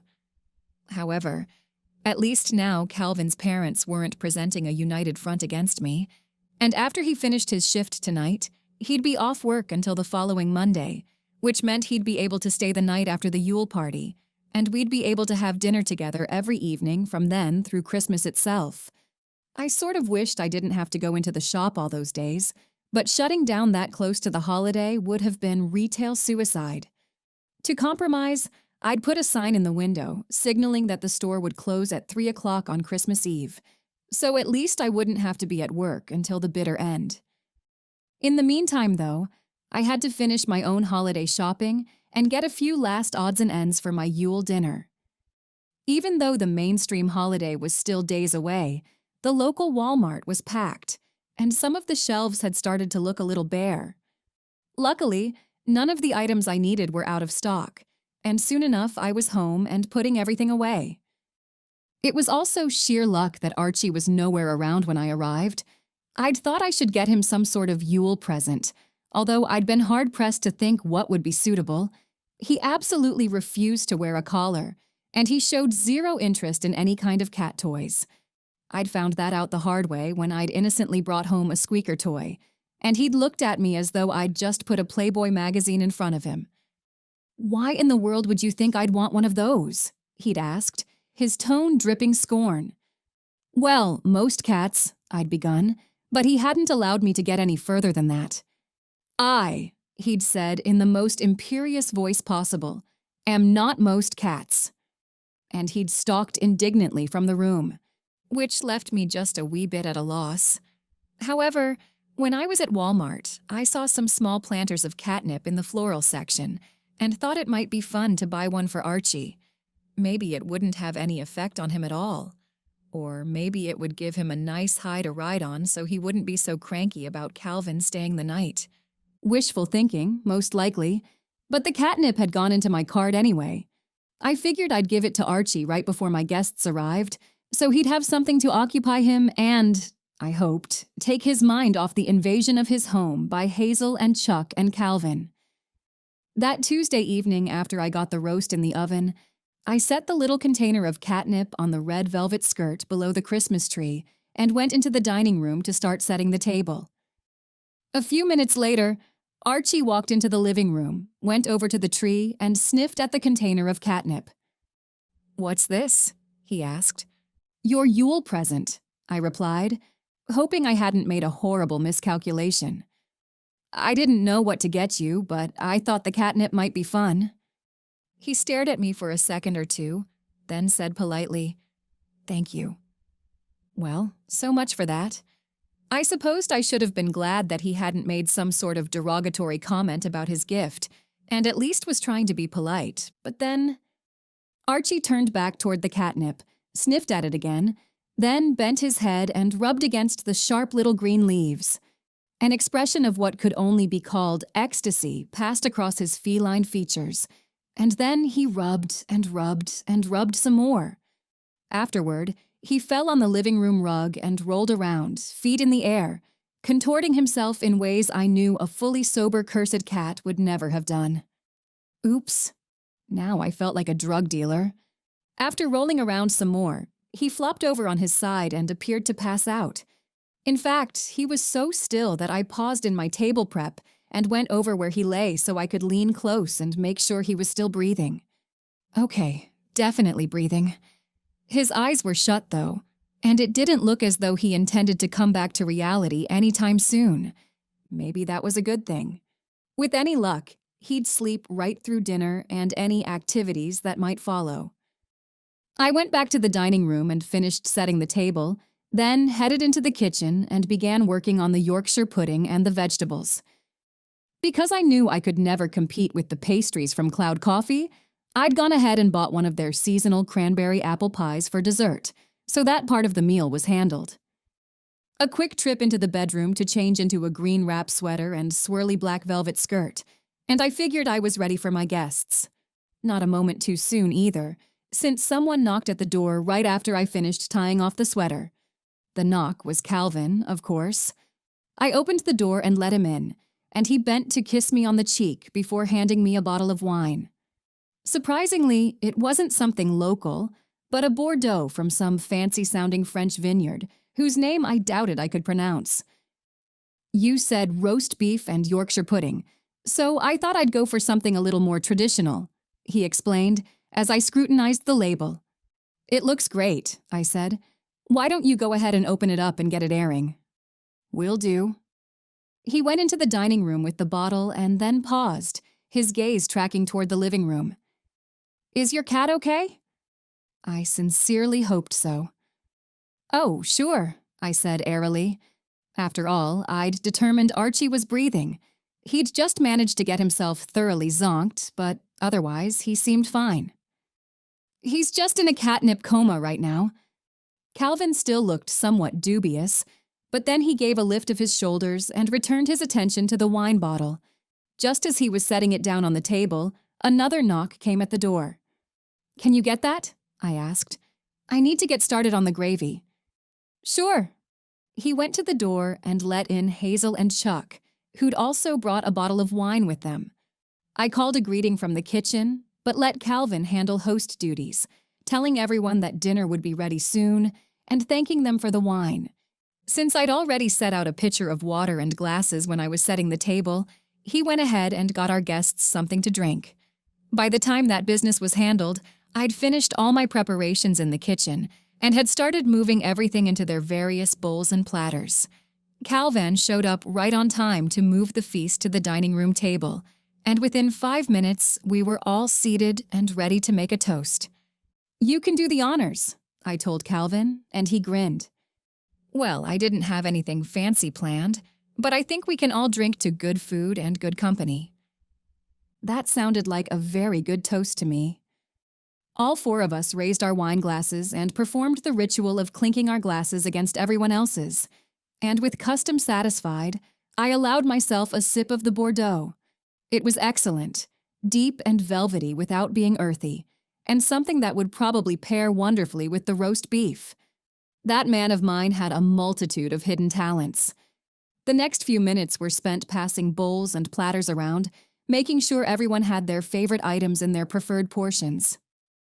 This is all incredible, Hazel said, after she'd taken a bite of roast beef and followed it with some Yorkshire pudding. She was looking very pretty that evening, in a red sweater that somehow made her eyes seem greener than usual, and her highlighted light brown hair had been pulled into an artfully messy updo. I don't know how you managed to whip something like this together after spending all day at the shop. Oh, it wasn't too much work, I replied, which was only a teensy little lie. I'd done some prep when I came upstairs for lunch, but all in all, putting together the meal hadn't required a huge amount of effort. But I'm glad you like it. That's my kitchen witch, Calvin said fondly, and I grinned. Hedgewitch, I corrected him. What's the difference? Chuck asked, clearly fascinated. As usual, he'd shown up to the party wearing cowboy boots, but he'd put in some extra effort by wearing a blue button-down shirt that matched his eyes. Some of it's just intention, I told him. The kitchen really isn't the focus of my magic, even though I love to cook. A true kitchen witch does most of her spell work through working with food or tea, brewing potions, or creating elixirs. I don't do much of that. He nodded, then said, Well, I still think your food is pretty magical. A sidelong glance at Hazel, and he added with a smile, You ever think of taking up kitchen witchery? That question earned him a lifted eyebrow. I loved Hazel and thought she was a marvelously talented artist, but a good cook she definitely was not. She seemed to live on takeout or frozen dinners when she and Chuck weren't going out to eat, so I hoped he wasn't expecting her to suddenly become a cordon bleu chef or something. "No," she said calmly, then reached for her wine. "I prefer to practice my magic in other rooms of the house." This reply made Calvin choke slightly, and he picked up his glass of water, but refrained from comment. Chuck only grinned and said, "Well, I can't argue with that. I guess it's a good thing that I learned to fend for myself in the kitchen these past few years." I had to admit that when we'd gone to Chuck's ranch for a barbecue, he'd definitely put out a good spread, with steaks done to perfection and cowboy beans and some of the best potato salad I'd ever tasted. "It is the 21st century after all," I commented. "There's no law that says a woman has to do the cooking." "And thank God for that," Hazel said, in such heartfelt tones that we all chuckled. The conversation moved on after that to a discussion of baby Jesus's miraculous return, and who might have been behind the whole prank. I joined in as best I could, but some instinct told me not to mention the scratches I'd seen on the back of the little carved figure and what they could have meant. They could have been completely innocuous, and until I had more information at hand, I didn't see the point in spreading wild speculations. All the same, I had the distinct impression there was far more going on here than met the eye. Hazel and Chuck stayed until a little past 9:30, at last declaring that they were both so full, they didn't know whether they'd even be able to make it down the stairs. Calvin and I both shook our heads at that hyperbole, and we all confirmed that we'd see each other on New Year's, if not sooner, since Chuck was throwing a big party at his ranch. But then, Calvin and I were alone again, although he sent another of those dubious glances toward Archie, who'd remained sideways on the living room rug throughout the entire meal. "Are you sure your cat is really okay?" Although I'd kept stealing looks at Archie the whole evening, I thought it was probably time to get up close and personal and make sure he truly was all right. I squatted down next to him and reached out, running tentative fingers along his back. He didn't like to be touched, so I figured doing that very thing should be enough to rouse him out of his stupor. "Archie?" I ventured. "You okay, buddy?" At last he moved, but only to bat an annoyed paw at me before rolling over onto his other side. What sounded like a snore emerged from between his sharp, tiny teeth. "He's fine," I told Calvin as I straightened up. "I guess the catnip just hit him really hard." My boyfriend didn't look totally convinced. "If you're sure." "I'm sure," I replied, probably with more conviction than I felt. Still, Archie was breathing and responding to outside stimuli, so I really did think the best thing to do was to let him sleep it off. Although normally we would have settled ourselves down on the couch to relax after a meal like that, having Archie stretched out on the rug sort of put a damper on those plans. Calvin and I gravitated back toward the dining room table, which by that point had been cleared of the dessert plates and now only held our wine glasses, still with a few sips left in each of the Cabernet Hazel and Chuck had brought to the party, as well as the holiday centerpiece with its red cinnamon-scented candle and glitter-dusted pine branches and holly berries. We sat down, and Calvin cast another glance in Archie's direction, as if to satisfy himself that the cat truly was dead to the world for the foreseeable future. "It was a wonderful dinner," he said, and I smiled. "I liked cooking for all of you. It really was a perfect Yule celebration." That was nothing more than the truth. I'd performed my own Yule ceremony earlier in the day before I went down to work, lighting a candle to banish the dark of this shortest day and uttering prayers for the return of the sun. But sitting at this table with my friends and the man I loved had honestly felt like the real Yule ritual, a sharing of food and wine and company that strengthened the bond between all of us and served to remind me that the love and support of others was truly the greatest weapon we had to fight against the cold and the dark. Calvin reached out to touch my hand. "I think so too." He paused there, dark eyes intent on my face. I didn't know what he saw there, A kind of tired happiness, I hoped, and not smeared mascara. And that's why I think it's time to ask you something. Another pause, this time so he could reach into his jeans pocket with his free hand. Was he? I didn't quite dare to breathe, only sat there as quietly as I could, waiting to see if my unspoken wishes and hopes and dreams of the past year were about to come true. In the next moment, he produced a ring box and then lifted his other hand from mine so he could open the box. Inside was a bridal set, with a glittering oval stone set in a silvery band carved with leaves, their finish faintly oxidized. The wedding band had the same leaf pattern. It was utterly unusual, and so perfectly me. Selena, Calvin went on. His voice had lowered slightly, as if he still wasn't completely sure whether Archie was going to continue to sleep through all this. I've been happier this past year than I've ever been in my life, and I know it's all because of you. I can't imagine not having you in my life, and so I'm hoping you'll want to share it with me. Forever. Will you marry me? I knew there was no reason to hesitate or question my heart. The universe had sent this man to me, and I'd be crazy to say anything except, "Yes, Calvin, I absolutely will marry you." He bent forward, and we kissed. A kiss that sent the same wonderful warm heat flowing through me. His kisses always did, only this time with extra intensity, because of the lasting promise we just made to one another. Eventually, though, he pulled away and sent me a rueful grin. "You should probably see if this fits," he said, and gestured with the ring box, which he'd held the entire time. "Oh, right," I replied, then added airily, "Even if it doesn't fit, I'm sure Alonzo will be able to resize it." Alonzo Gonzalez owned the only jewelry store in town, and it seemed that most of his business lay in jewelry and watch repairs rather than selling new pieces. But he was a genius at what he did, and so I knew resizing a ring would be child's play for him. But when Calvin slid the engagement ring on my finger, it fit perfectly. I looked down at it on my hand, admiring the glitter of the stone and the exquisite workmanship that had gone into fashioning the band. "It's not a real diamond," he said, sounding almost apologetic. "I didn't think you'd like one, considering all the problems with the diamond industry. This is a white sapphire. I found the set on Etsy." Which sounded like the perfect place to get me an engagement ring, something that had been handcrafted rather than mass-manufactured and sold in jewelry stores all over the country. "I love it," I said firmly. "It's exactly what I would have picked out for myself.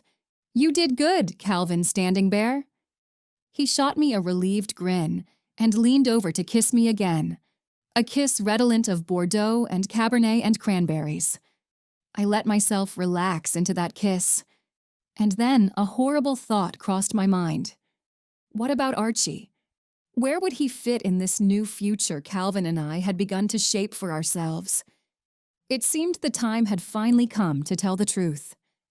I pulled away from Calvin and said, "I want to marry you, Calvin, but I'm not sure what to do about Archie." That non sequitur made him lift a brow. "Why would Archie be a problem? You wouldn't be able to let him roam at my place because there really are mountain lions and coyotes and eagles out there, but the house is big enough that he should be okay." Oh boy. I didn't even comment on how Calvin automatically expected me to move in with him. Really, that was the only logical thing to do, considering his sprawling Pueblo-style house out in the countryside was twice the size of my apartment. If only it were that easy. "No, that isn't the issue," I said. Now that the time had come, I realized I had to just blurt it out. "It's because Archie really isn't a cat." This time, both brows lifted. "He sure looks like a cat to me." "I know," I said, "but he's really a man who was hexed into cat form by a witch when he told her he wasn't interested in her attentions. He's been a cat for almost 70 years. A long, long pause. Calvin looked over at Archie, still sprawled on the rug, although now his tail kept twitching, as if he was caught in the throes of a particularly vivid dream. "That's really a man?" "An asexual man," I said hastily, since I wanted to make sure Calvin couldn't possibly get the wrong impression about the way I'd been cohabiting with the cursed cat for all these months. That was why he turned down the witch. He really isn't interested in anyone. Calvin's expression had turned impassive, which could have meant almost anything. And you know all this how? Because he told me, I responded. He talks? Yes, I said, but I'm the only one who can understand him. He said it's because I'm a witch. To my relief, Calvin didn't contest this assertion. He only sat there quietly for a moment, appearing to digest everything I'd just told him. And so you're worried because you don't know what's going to happen to Archie once we're married and sharing a house. Exactly, I replied, relieved that he'd been able to sum up the situation so easily. That is, I've been doing my best to break the curse. I have a whole shelf of spellbooks I bought in the hope that one of them would help me, but so far, I haven't had a single speck of luck. Calvin reached over and took both my hands, holding them gently in his. One thumb moved over the oval white sapphire in my engagement ring, as if he was familiarizing himself with its contours. It's all right, he said, tone quiet and possibly just the smallest bit amused, as if he was thinking that only I would be the one to end up cohabiting with a cursed cat. We'll figure something out, and who knows, maybe you'll break the curse before then. A tension I'd been holding somewhere in my gut seemed to vanish as he spoke those words. No, we hadn't decided exactly when we were going to get married, and there were a whole heck of a lot of logistics that needed to get figured out between now and then, but I'd just cleared the most important hurdle. Calvin knew about Archie and hadn't been completely disbelieving, or worse, put his foot down and said he absolutely wasn't going to live with a cat who really wasn't a cat at all.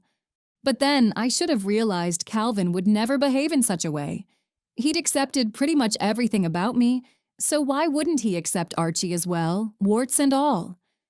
Now, getting Archie to accept this sudden change in my circumstances, that would be the real trick. Chapter 5. Loose Lips and Latte. Not gonna lie.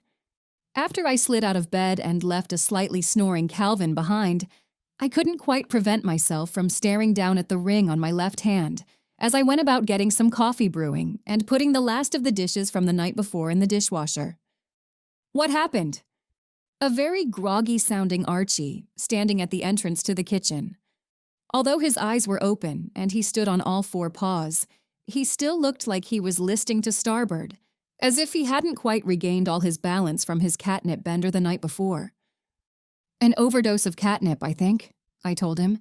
It really shouldn't have affected you that way, though. I looked it up, and most cats seem to get over their catnip high within a half hour or so, maybe an hour at the most. He rubbed a paw over one bleary golden eye. Well, that wasn't the case with me. Maybe it's because you're not really a cat, I said, which was about the only real hypothesis I could offer on the matter. I'd ask you if you wanted some coffee, but I don't think that's a very good idea. His tail flicked once in disdain. I was more of a tea drinker anyway. Why did that not surprise me? Rather than respond directly to his comment, I just said, "There's fresh water in your bowl, and I'll open a can of food for you if you think you're ready to eat. I didn't want to waste any in case you still weren't up to it." Archie was silent for a second or two, as if my words were taking longer to process than usual. But then his whiskers twitched, and he replied, "I think I should eat. I'm very hungry." "As you should be," I said, "considering you slept through your dinner last night. I'll get you some breakfast now." I headed over to the pantry and got out a can of his favorite salmon surprise. As I was scooping the food into his bowl, however, I heard him exclaim, "What the devil is that?" Since my cursed cat rarely swore, I guessed right away what had raised his ire. Uh-oh. Well, I told myself, you knew this moment was going to come sooner or later.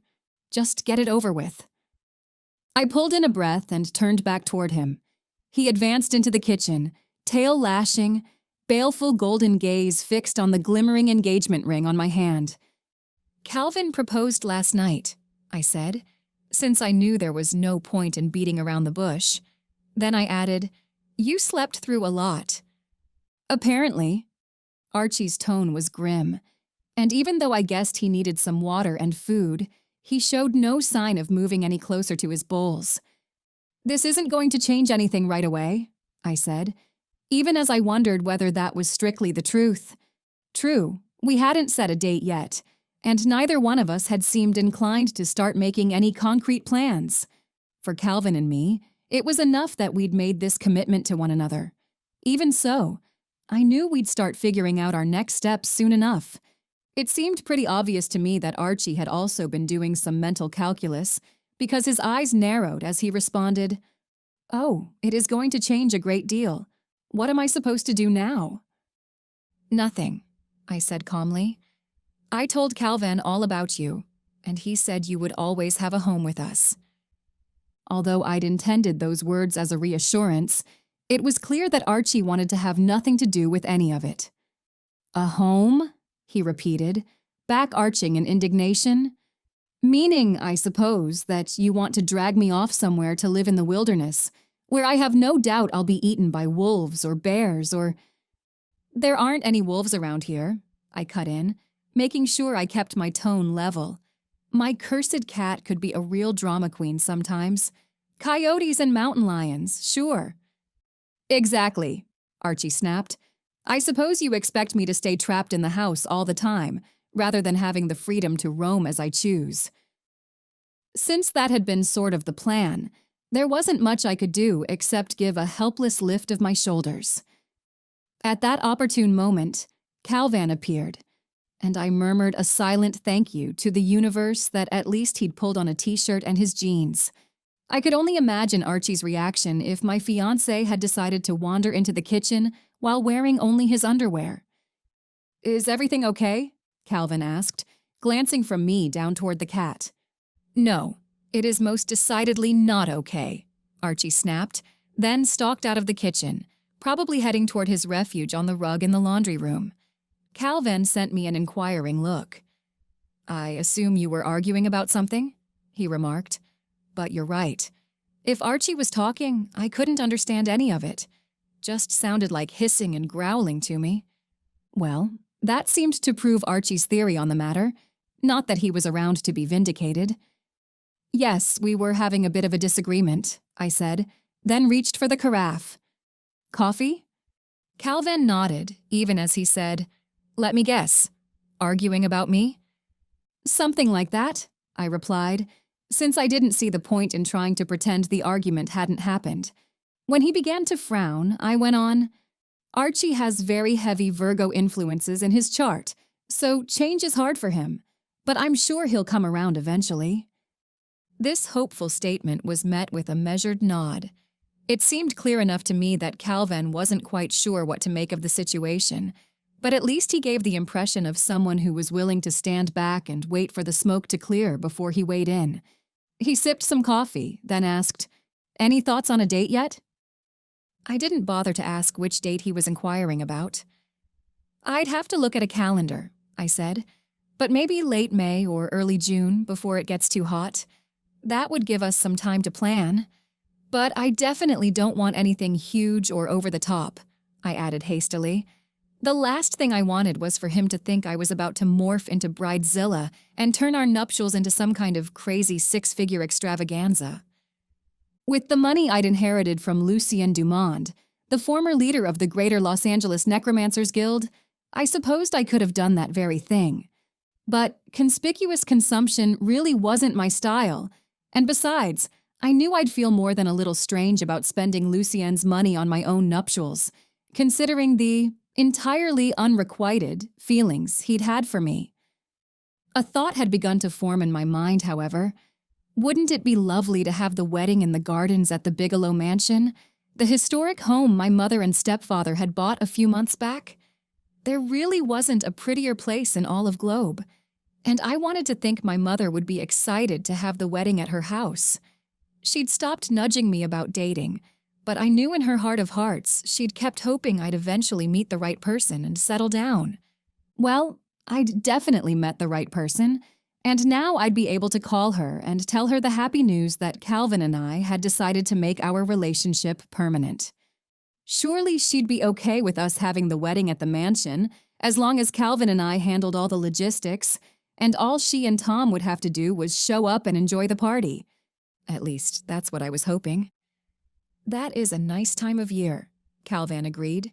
He sipped some coffee. But I see the wheels turning in your head, Selena.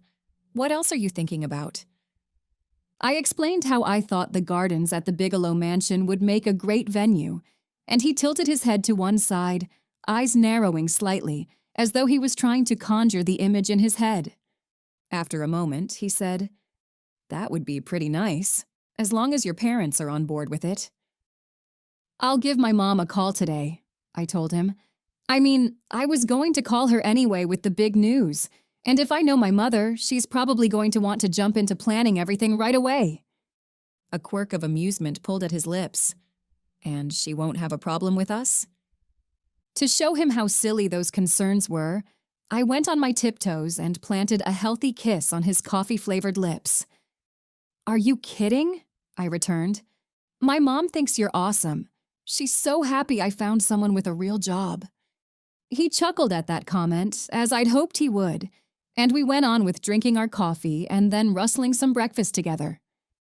The whole time, I couldn't help thinking of Archie, who was probably having a fit of the sulks in the laundry room, but I knew the best thing to do was to leave him alone for the time being. He was the sort of person who needed space to work through his problems, and I definitely didn't want to irritate him further by getting all up in his business before he was ready to face me. All the same, I hoped we could work this out. Archie had suffered enough blows in his long, long life, and I didn't want to be the source of further trouble for him. Calvin headed back to his house after I went to work, which I'd expected. I knew I would be busy all day, and he wanted to visit his sister and his brand-new niece while he had some much-needed time off. But he promised he'd be back for dinner, and gave me a long, passionate kiss before we went our separate ways. Good thing Archie was still hiding in the laundry room. Because I got to the shop about 15 minutes before it was due to open at 10, I hid in the storeroom and called my mother. Yes, it was a little early, but I knew I probably wouldn't get another chance until late in the day, and I really didn't want to wait that long. To my relief, she picked up after the second ring. "Selena," she said, sounding surprised. "Is everything okay?" "More than okay," I assured her. "I just wanted to let you know that Calvin and I got engaged last night." "Oh, that's wonderful," she exclaimed. "Tom and I were both hoping you'd get to that point sooner rather than later. Have you set a date?" I explained that we were considering late May or early June, but we hadn't quite figured it out yet. And we were thinking it might be nice to have the wedding at the mansion, if you don't mind. Any worries on that subject were immediately allayed because she said, "That's a wonderful idea. The gardens should be beautiful at that time of year. We'll have to start planning when Tom and I are in Globe next week." "That's what I was thinking," I replied. "I'm so happy for you," my mother said. "And I wish I could talk more, but I was just about to head out and meet Linda for some last-minute shopping." "It's fine," I assured her. "I need to open everything up, but I wanted to tell you the news." "Tell Calvin we're looking forward to having him as part of the family," she said, "and we'll talk on Christmas." We said our goodbyes, and I headed out to the store, feeling much lighter of heart. At least my own family was on board, and I had to hope that Calvin's father would come around eventually. In the meantime, though, I knew I had a busy day ahead of me. With only 2 shopping days left before Christmas, the store was packed that morning. I helped people with their selections, answered questions, and gift-wrapped enough presents to fill Santa's sleigh. Or at least, that was what it felt like. A growling stomach made me look at the clock and realize it was almost 2, and I hadn't eaten anything since 7:30 that morning. I took advantage of a temporary lull in the excitement to turn around the "Be Back At" sign in the window and hurry down the street toward Cloud Coffee. I'd left food for Archie and a couple of treats on the rug where his bowls resided, and hoped that would be enough. Not to mollify him, of course. I knew better than that. But at least to show him I was trying to make sure he didn't want for anything. And I knew I was too darn tired to go upstairs and nuke something.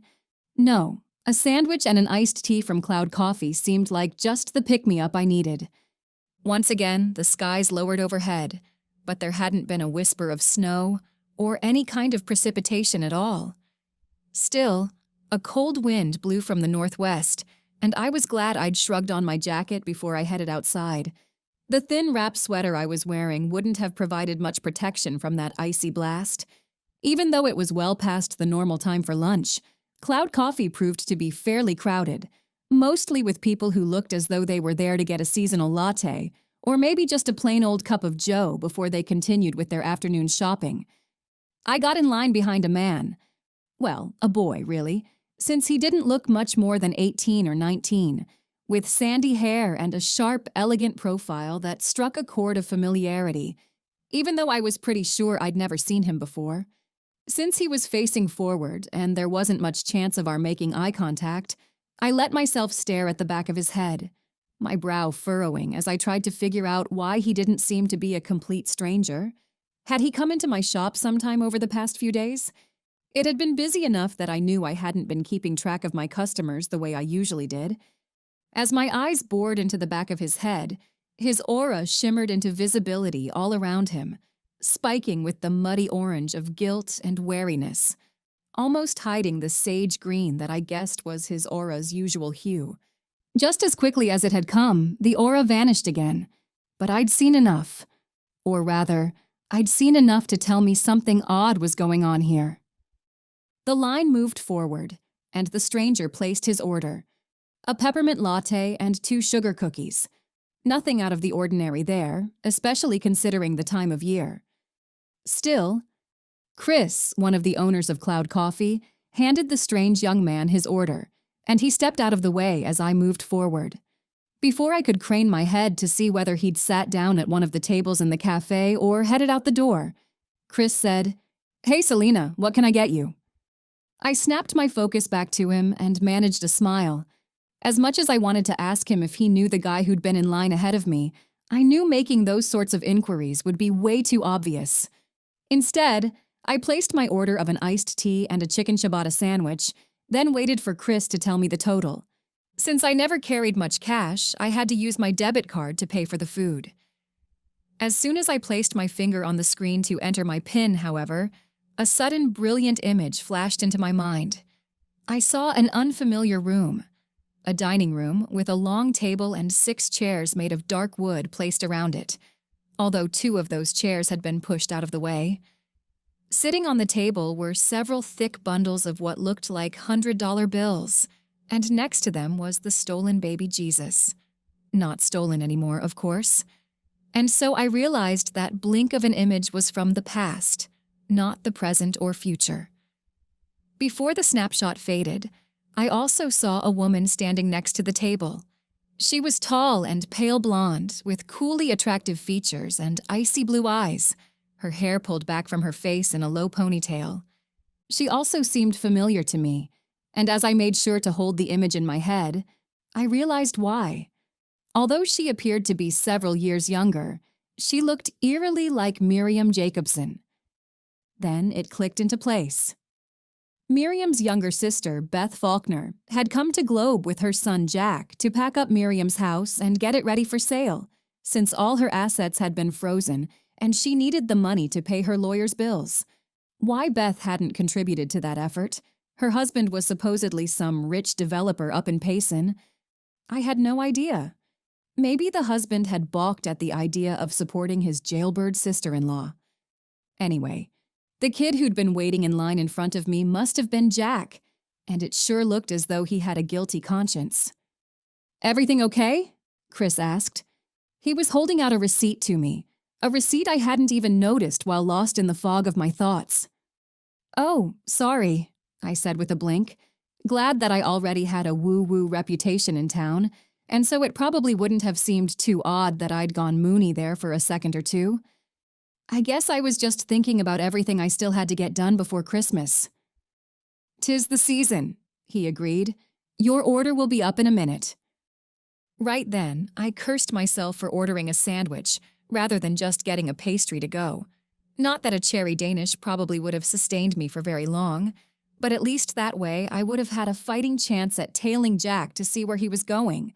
He's probably headed back to Miriam's house, I told myself, as I slipped over to one side of the cafe to wait for my food. Where else would he be going? Good question. I really hadn't seen him out and about since his arrival in Globe, which meant he and his mother were most likely staying close to home. Miriam's home, anyway. It shouldn't be too hard to buttonhole him there and see if I could get him to spill the beans. Anyone whose aura looked that guilty had to be aching for a chance to unburden themselves. Of course, that plan had the teeny little flaw of his mother also probably being at Miriam's house, doing the goddess only knew what. That brief glimpse had given me the impression that Beth Faulkner was just as much of an iron lady as her sister, and so I doubted she would be the type to fold easily. As I waited for my sandwich, I mentally reviewed what I'd glimpsed in that brief psychometric flash. I had no idea how much money was contained in those bundles I'd seen, but if they were all $100 bills, it had to be a tidy amount, maybe even enough to get Miriam back on her feet after she was released from prison. And with all her other assets frozen and her brother-in-law not terribly likely to lend a helping hand, it only made sense that she'd been squirreling money away. Chris called over to me that my sandwich was ready, so I took the bag from him, offered a quick thank you, and hurried out. I'd planned to take my lunch with me back to the store, but now I had an entirely different destination in mind. What I'd actually do once I got to Miriam's house, I didn't know for sure. Somehow I doubted her sister would offer me a warm welcome. No doubt Beth Faulkner had been briefed on my involvement in discovering her sister's role in the supposed haunting at the house my mother and Tom had bought. As it turned out, however, I didn't have to walk all the way to Miriam's house. About halfway between Broad Street and my planned destination was a small pocket park, really just a large lawn with a few border trees and shrubs, now mostly bare, and one slide and a set of swings. Sitting on one of those swings was Jack Faulkner. The cookies appeared to have disappeared, so I assumed he must have eaten them on his walk up here. He held the peppermint latte from Cloud Coffee and occasionally paused in his idle swinging back and forth to take a sip before continuing to push at the sand beneath his feet every once in a while, so he never came to a complete stop. Well, I wasn't going to get a better chance than this. I'd never pretended to be a mind reader, but I got the impression from his overall demeanor that he was in no mood to return to Miriam's house. I walked over toward him and offered a smile. "Hi," I said. "You're Jack Faulkner, right?" He blinked at me, clearly startled to be approached by someone who was a total stranger. "Yes," he replied. "I'm Selena Marx," I said. "I run once in a blue moon." Suddenly, his expression turned guarded. I had no idea what his aunt or his mother might have said to him about me, but it obviously wasn't anything good. Who could blame them? After all, if it hadn't been for my interference, Miriam might have gotten away with her plan to sell the Bigelow mansion to a bunch of developers, and no one would have been the wiser. In fact, the gossip around town was that it had been her brother-in-law who'd introduced her to the developers in question, but no one knew that for certain, since he wasn't talking, and neither was anyone else. "I don't have anything to say to you," Jack Faulkner told me, and made a move as if to get up from the swing where he sat. "Maybe not," I said easily. "Then you can just listen. You're feeling guilty about taking the baby Jesus, aren't you?" At once, Jack's hazel eyes flared wide with surprise. In the next moment, his expression clamped down again, but I think he knew the damage was done. "I don't know what you're talking about," he mumbled. Poor kid. It really wasn't fair for his mother to have dragged her son into his aunt's dirty business. "Yes, you do," I replied, although I did my best to keep my tone light and easy, not accusing, and I made sure to remain standing where I was rather than get any closer. "You cracked open the baby Jesus figure to get the money inside. It's for your aunt, right?" Now Jack had gone pale beneath a light tan that I guessed he must have picked up while skiing. It wasn't exactly the right time of year for most other outdoor activities. How could you know that? Knowing things is kind of my jam, I said. Or at least picking up on the signals the universe sends me, and I can tell you're feeling guilty about the whole thing. His gaze moved away from mine, and he drank some of his peppermint latte. A stalling tactic, and so I waited. My sandwich was getting cold inside its bag, but that hardly mattered. A long, long pause. Now Jack's eyes moved toward the sidewalk. Although whether that was because he hoped someone would come along and interrupt our conversation, or because he didn't want it to be overheard, I couldn't be sure. At last he said, "Yeah, it's for my aunt. The lawyers and the state took everything, but she had some money hidden away in the baby Jesus. I guess she had it hollowed out years ago, and has been putting money in it ever since. She knew no one would think to look there." That was for sure. As hiding places went, I had to admit it was one of the cleverer ones I'd seen. Only, "You said years?" I inquired, and Jack nodded. So she didn't just start putting money in there after she realized there was a chance of her losing everything because of Brant Thoreau's murder? Jack reached back to scratch his head, now clearly even more uncomfortable. "I guess not. My mother didn't tell me all the details, but it sort of sounded as though she'd been skimming it out of the Chamber of Commerce accounts for years." Now it was my turn to go wide-eyed. Although I knew Miriam Jacobson was capable of a lot, I'd never in a million years thought she might be an embezzler on top of everything else. However, it made a lot of sense. No wonder she'd kept going head-to-head with Josie over funding for various town projects.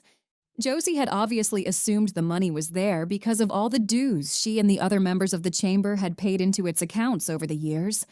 But with Miriam siphoning some of it off, that just wouldn't have been the case.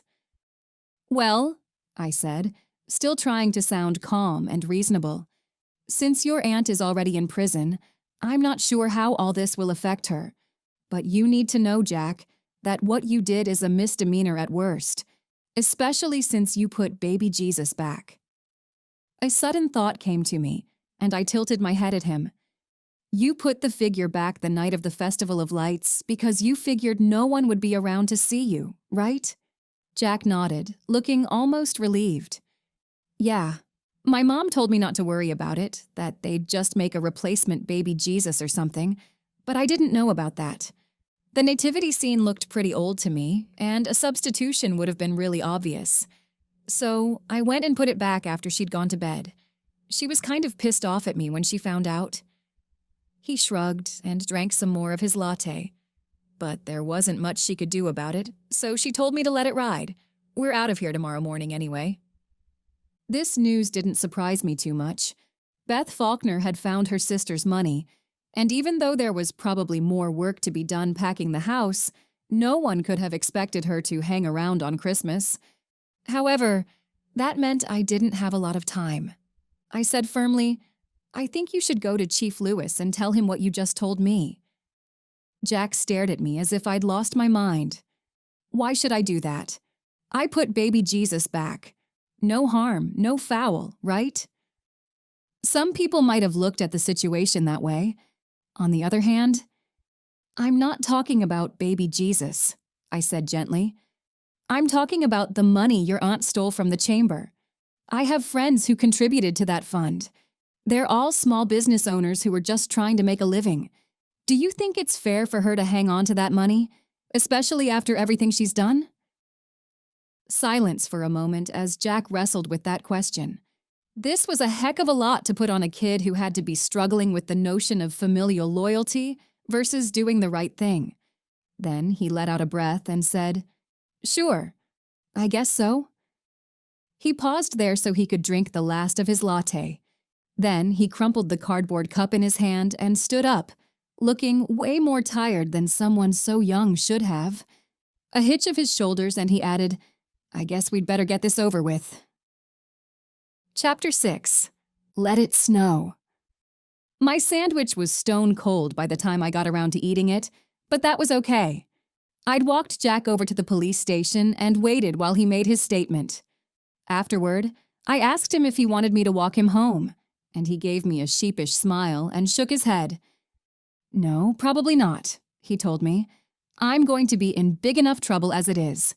Having you show up with me at the house isn't a very good idea." I smiled at him and told him I understood, and thanked him for his honesty. He just shrugged again and headed off down the street, zipping up his jacket as he went, since the day was only getting colder and colder. About an hour after that, during which time I'd waited on what felt like at least half the population of Globe, Chief Lewis showed up at the store. For once, he didn't scowl at me, but seemed strangely mellow, or maybe a bit sheepish. "That was a good thing you did with the Faulkner boy," the police chief said, his gaze not precisely meeting mine. "Well, he's a good kid," I replied, thinking that particular apple had fallen pretty far from the tree, since Miriam and her sister appeared to be birds of a feather. To mix a couple of metaphors, he wanted to do the right thing. I paused there, then asked, "He's not going to be in any trouble for the whole baby Jesus thing, is he?" Henry Lewis shook his head. "No. The figure was returned and the kid's a minor. Barely. So I think we're going to let that slide, especially since we've got bigger fish to fry. I already contacted the DA's office about this possible charge of embezzlement against Miriam Jacobson, which was about what I thought might happen. Does that mean more time in prison?" "It depends on whether the DA wants to open an additional case against her." The police chief stopped himself there, as if he'd just reminded himself of who he was talking to, and that he shouldn't be chatting so chummily with me. I'd thought that maybe the holiday season might have mellowed him a bit, but apparently not. "Anyway, just thought you'd like to know. Merry Christmas." And he headed out the door and let it bang shut behind him. The customers who'd been browsing in the store looked over at the sudden jangle of bells, but otherwise no one seemed to have paid too much attention to the exchange. I could only be glad of that. The last thing I wanted was to dodge awkward questions for the next 2 hours. Luckily, everyone seemed intent on wrapping up their holiday shopping, and so I did my best to put the whole Miriam Jacobson mess behind me. I was only peripherally connected to the situation anyway. Of course, that didn't stop Josie from calling at exactly 5 minutes after 5. No doubt she'd heard the news through the Globe grapevine, but wanted to get it from the horse's mouth. "Did Miriam's nephew really tell you she was embezzling from the chamber?" she asked, not bothering to waste any time with a greeting. "Pretty much," I said. Not for the first time, I wondered if she had spy cameras mounted in the store, since she'd managed to call at the precise moment when the last customer had departed and I'd just finished locking the door. "The DA has been notified, I guess, so we'll just have to see what happens next." "Well, at the very least, the police should seize the funds Beth Faulkner found inside baby Jesus," Josie returned with a sniff. "That's our money after all." "I'm sure they'll get to the bottom of it," I said, "but I assume there has to be a full investigation first. By which time that money will probably have been spirited off to a shell company in the Cayman Islands," she said. Although that lugubrious observation might not have been too far from the truth, I had to hope that Chief Lewis had acted quickly on the information Jack Faulkner provided, and so there really wouldn't have been enough time to spirit all that cash out of town. "I think it's going to be all right," I replied. "Is that a prediction?" "Just a feeling," I told her. A faint sigh whistled through my iPhone speaker. Then Josie said, "Well, I suppose I should just be glad that baby Jesus is back where he's supposed to be. Hopefully there won't be any further shenanigans." "I think we'll have a very peaceful Christmas," I said. Wishful thinking? Maybe. But I'd always been someone who hoped for the best. "I won't keep you," she said next. "I'm sure you had a very busy day. Have a wonderful holiday." She hung up then, while I reflected that she hadn't said word one about Calvin's and my engagement. But then, I hadn't told anybody yet except my mother, and although Calvin had probably spread the news amongst his family members, they weren't the sort of people to go gossiping outside the San Ramon tribe. And even if my customers must have noticed the new ring on my finger, it was just enough unlike your standard engagement ring that maybe they hadn't even recognized it for what it was. After shutting off the lights in the store, except the one in the back entry that I left on all the time, I dragged myself upstairs. Calvin and I hadn't made any concrete plans for dinner, although I had a feeling he was probably going to suggest takeout in order to give me a break, which was fine by me.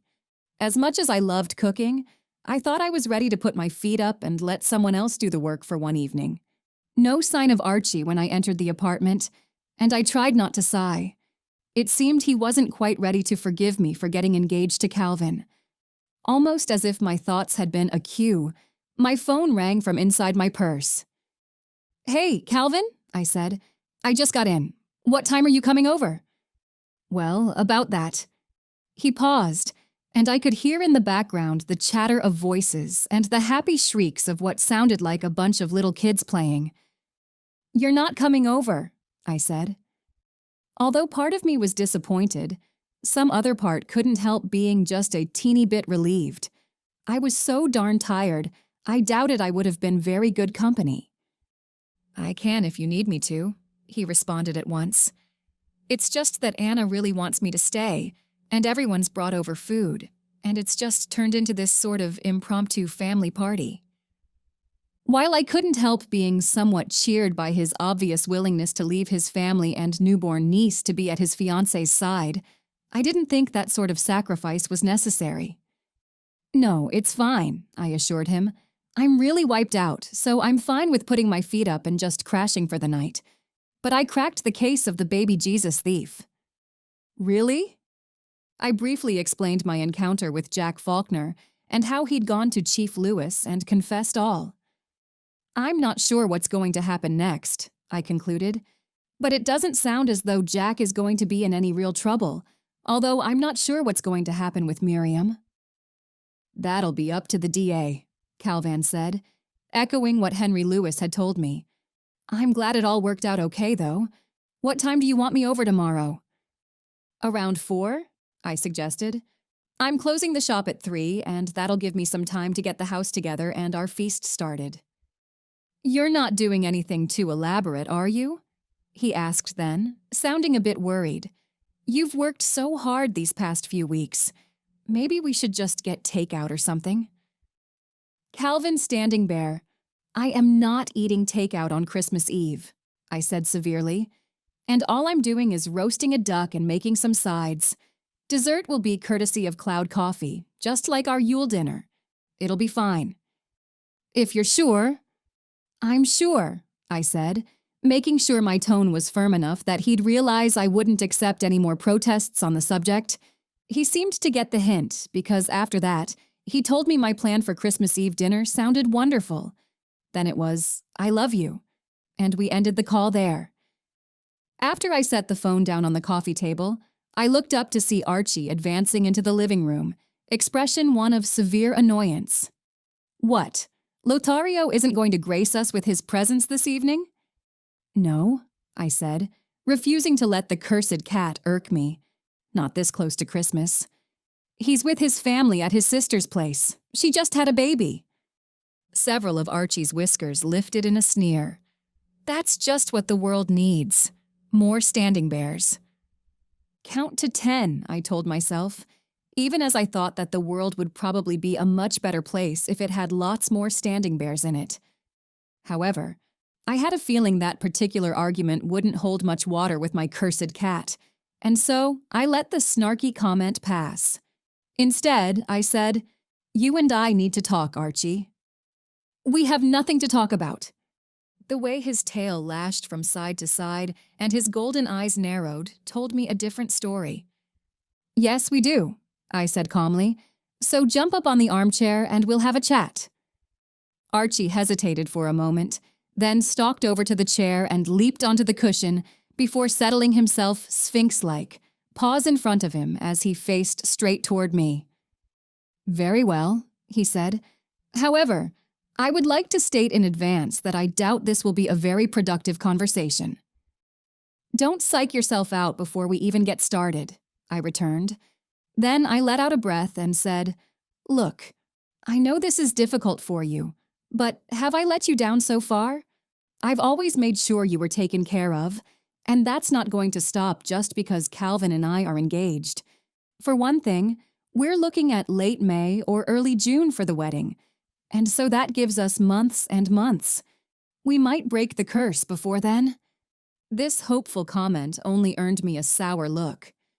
You've had months and months already, and absolutely nothing has changed. Since that was only the truth, I couldn't do much to counter Archie's argument. I gave him an acknowledging nod and said, "Maybe so, but I certainly haven't given up hope, and neither should you." A sniff, but because he didn't respond otherwise, I felt it safe to go on. "And even if you are still a cat by the time May or June rolls around, we have options. If you don't want to live with Calvin and me, you can stay here and have the apartment to yourself." "So you're just going to abandon me?" I permitted myself an eye roll at that melodramatic statement. "No," I said evenly. "Of course not. Even when I'm living with Calvin, it's not as if I'm going to give up the store. I'll be here every day to check on you and make sure you're fed and taken care of." "The store is closed on Sundays," Archie pointed out. "I'll get you an automatic feeder," I said. "Or I'll still come by and check on you. But I'd much rather you came to stay with Calvin and me. I don't want to think of you being alone so much." This comment only made the cursed cat stare at me, expression unreadable. I wanted to think he was taken aback by my words of concern, but I couldn't be sure. It was just as likely that he was taking his time to come up with a suitably sarcastic response. When he spoke, however, his tone was oddly noncommittal. "I'll think about it," he said, and jumped down from the chair so he could disappear back into my office. Since this was Archie I was dealing with, I knew that was about as much of a concession as I was going to get. Better than nothing. Holding back a sigh, I pushed myself up from the couch and headed into the kitchen. Calvin might not be coming over, but I knew I'd earned a glass of wine that day. Or maybe two. Christmas Eve day actually wasn't as busy as I'd feared, although I had enough shoppers that I was still glad I'd decided to close early. And a little after 2, Josie came in, resplendent in a red velvet blazer, and yet another Christmas tree pin. No greeting, just a grab of my left hand and the demand, "And exactly when were you going to tell me?" "When I saw you next," I said serenely. "Which is now. It's not the sort of thing I felt like announcing over the phone." She absorbed my statement, staring down at the ring on my hand, and then let go. "Is that a diamond?" "No," I replied, doing my best to ignore the note of judgment in her tone. "It's a white sapphire. Calvin knows I don't want to support the diamond industry, so he got me something I would feel comfortable wearing." "Well, it does look like you," she said, which could have meant a lot of things. However, she apparently decided it was best to push aside her disappointment that Calvin hadn't bought me a huge rock from Tiffany's, because she went on, "And of course, I'm extremely happy for you both. When's the big day?" "We haven't decided yet," I told her, "but sometime in late May or early June. As soon as we know, you'll know." "I'd better," she twinkled. "Oh, and I just heard that the DA is probably going to introduce more charges against Miriam Jacobson, but first he wants to have a forensic accountant go over the chamber's books. The investigation should start after the first of the year." "I assume that'll keep you pretty busy," I said demurely, and she sent me a knowing look. "Not busy enough to prevent me from helping you with the wedding," she replied. Because I'd already anticipated such a request, I said quickly, "Oh, I don't think we're going to have anything too big, but I'll definitely want your input." This offer seemed to be exactly what she was angling for, because she beamed at me and said, "Wonderful. We can get started as soon as you like. But now I need to head over to Brett's. He and Terry have me over for Christmas every year. I assume you'll be with Calvin?" "Yes," I replied. "He's coming over just as soon as I close up the store. Have a very Merry Christmas, Josie." "You too, Selena." She gave me a cheerful pat on the arm, then waved at a few of my patrons before heading out. I could only shake my head. Maybe I was opening a can of worms by allowing Josie to help me with the wedding. but I also couldn't help thinking it would have been a lot worse if I'd turned her down flat. After all, my months here in Globe had already taught me a few valuable life lessons. As promised, Calvin arrived a little after 4, bearing a bottle of wine and some champagne. "We never really toasted our engagement," he said after he'd given me a hug and a kiss, "so I thought we might do a little celebrating." "Sounds perfect," I replied, then went ahead and put the champagne in the fridge. I got Napoleons for dessert, so the champagne should be a perfect match for those. He sent me a warm smile, the kind of smile that made me all happy and gooey inside. "I see your instincts are as sharp as ever." "Well, I try." After that, I had to head back into the kitchen to finish the meal prep. Surprisingly, Archie hadn't bolted for parts unknown as soon as Calvin showed up, but instead lay on the armchair, pretending to be asleep but probably listening to every word we said. Well, it was pretty cold out, and getting colder by the minute, according to the last forecast I'd checked on my phone. They kept promising snow, but I had my doubts. And although Calvin sent one slightly questioning glance in Archie's direction, he didn't say anything, only opened the bottle of wine he'd brought and went ahead and lit the candle in the centerpiece. Dinner turned out wonderful. And once again, Calvin was all compliments. Maybe someday I'd get jaded and wouldn't care what he thought of my cooking. But somehow, I didn't see that happening anytime soon. And Archie even deigned to come over to the table and allow Calvin to feed him some choice bits of roast duck, which seemed like a sign to me that he was trying his best to get used to the idea of all of us being an odd little family. After dinner, though, he headed into the office so he could sleep off the rich meal on his bed there, and Calvin and I sat in front of the fireplace in the living room and popped the bottle of champagne and toasted one another. "To thousands of tomorrows," he said, and we clinked the Waterford flutes that Tom had given me for Christmas years earlier. "Thousands and thousands," I agreed, and took a sip of champagne. It was Perrier Jouet in the pretty flower bottle, not the sort of thing you could exactly get at the local Walmart. Calvin must have driven all the way to Mesa to buy it. And then a drift of movement outside the window caught my eye. I let out a gasp and set down my champagne flute. "It's snowing!" Sure enough, soft white flakes were drifting down, just beginning to settle on the balcony. Calvin glanced outside and grinned. "I guess the forecasters got it right this time." Apparently so.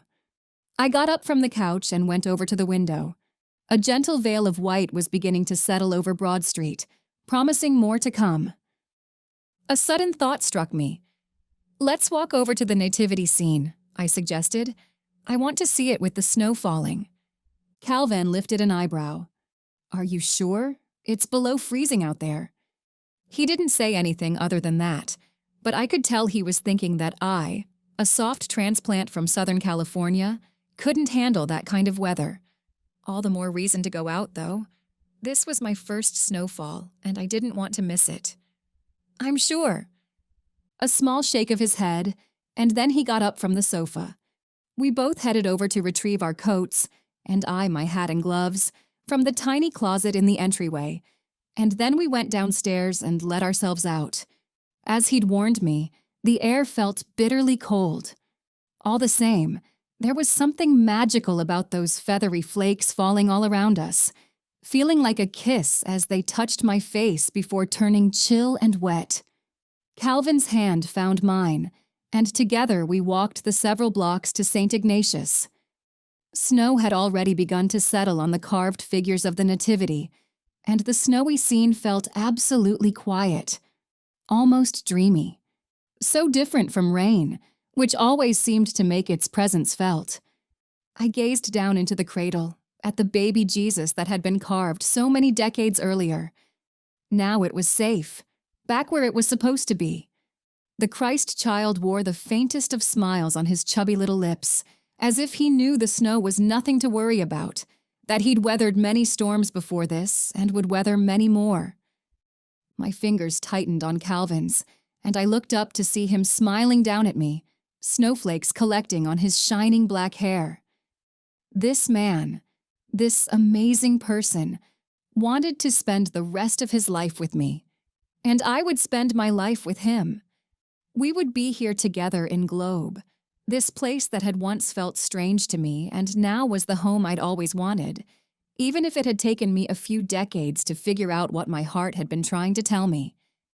"Thank you," I told him, and his lips curved in a smile. He didn't reply. He didn't need to. This, just standing here, watching the snow fall as the night lay quiet and still all around us, this was our true Christmas miracle. The Hedgewitch for Hire series continues in Wandering Monsters. If you enjoyed this video, please like and subscribe, and if you're able, please donate to my Buy Me a Coffee. Doing so helps ensure that I can continue bringing my ebooks to life in audio. Thank you so much for your support.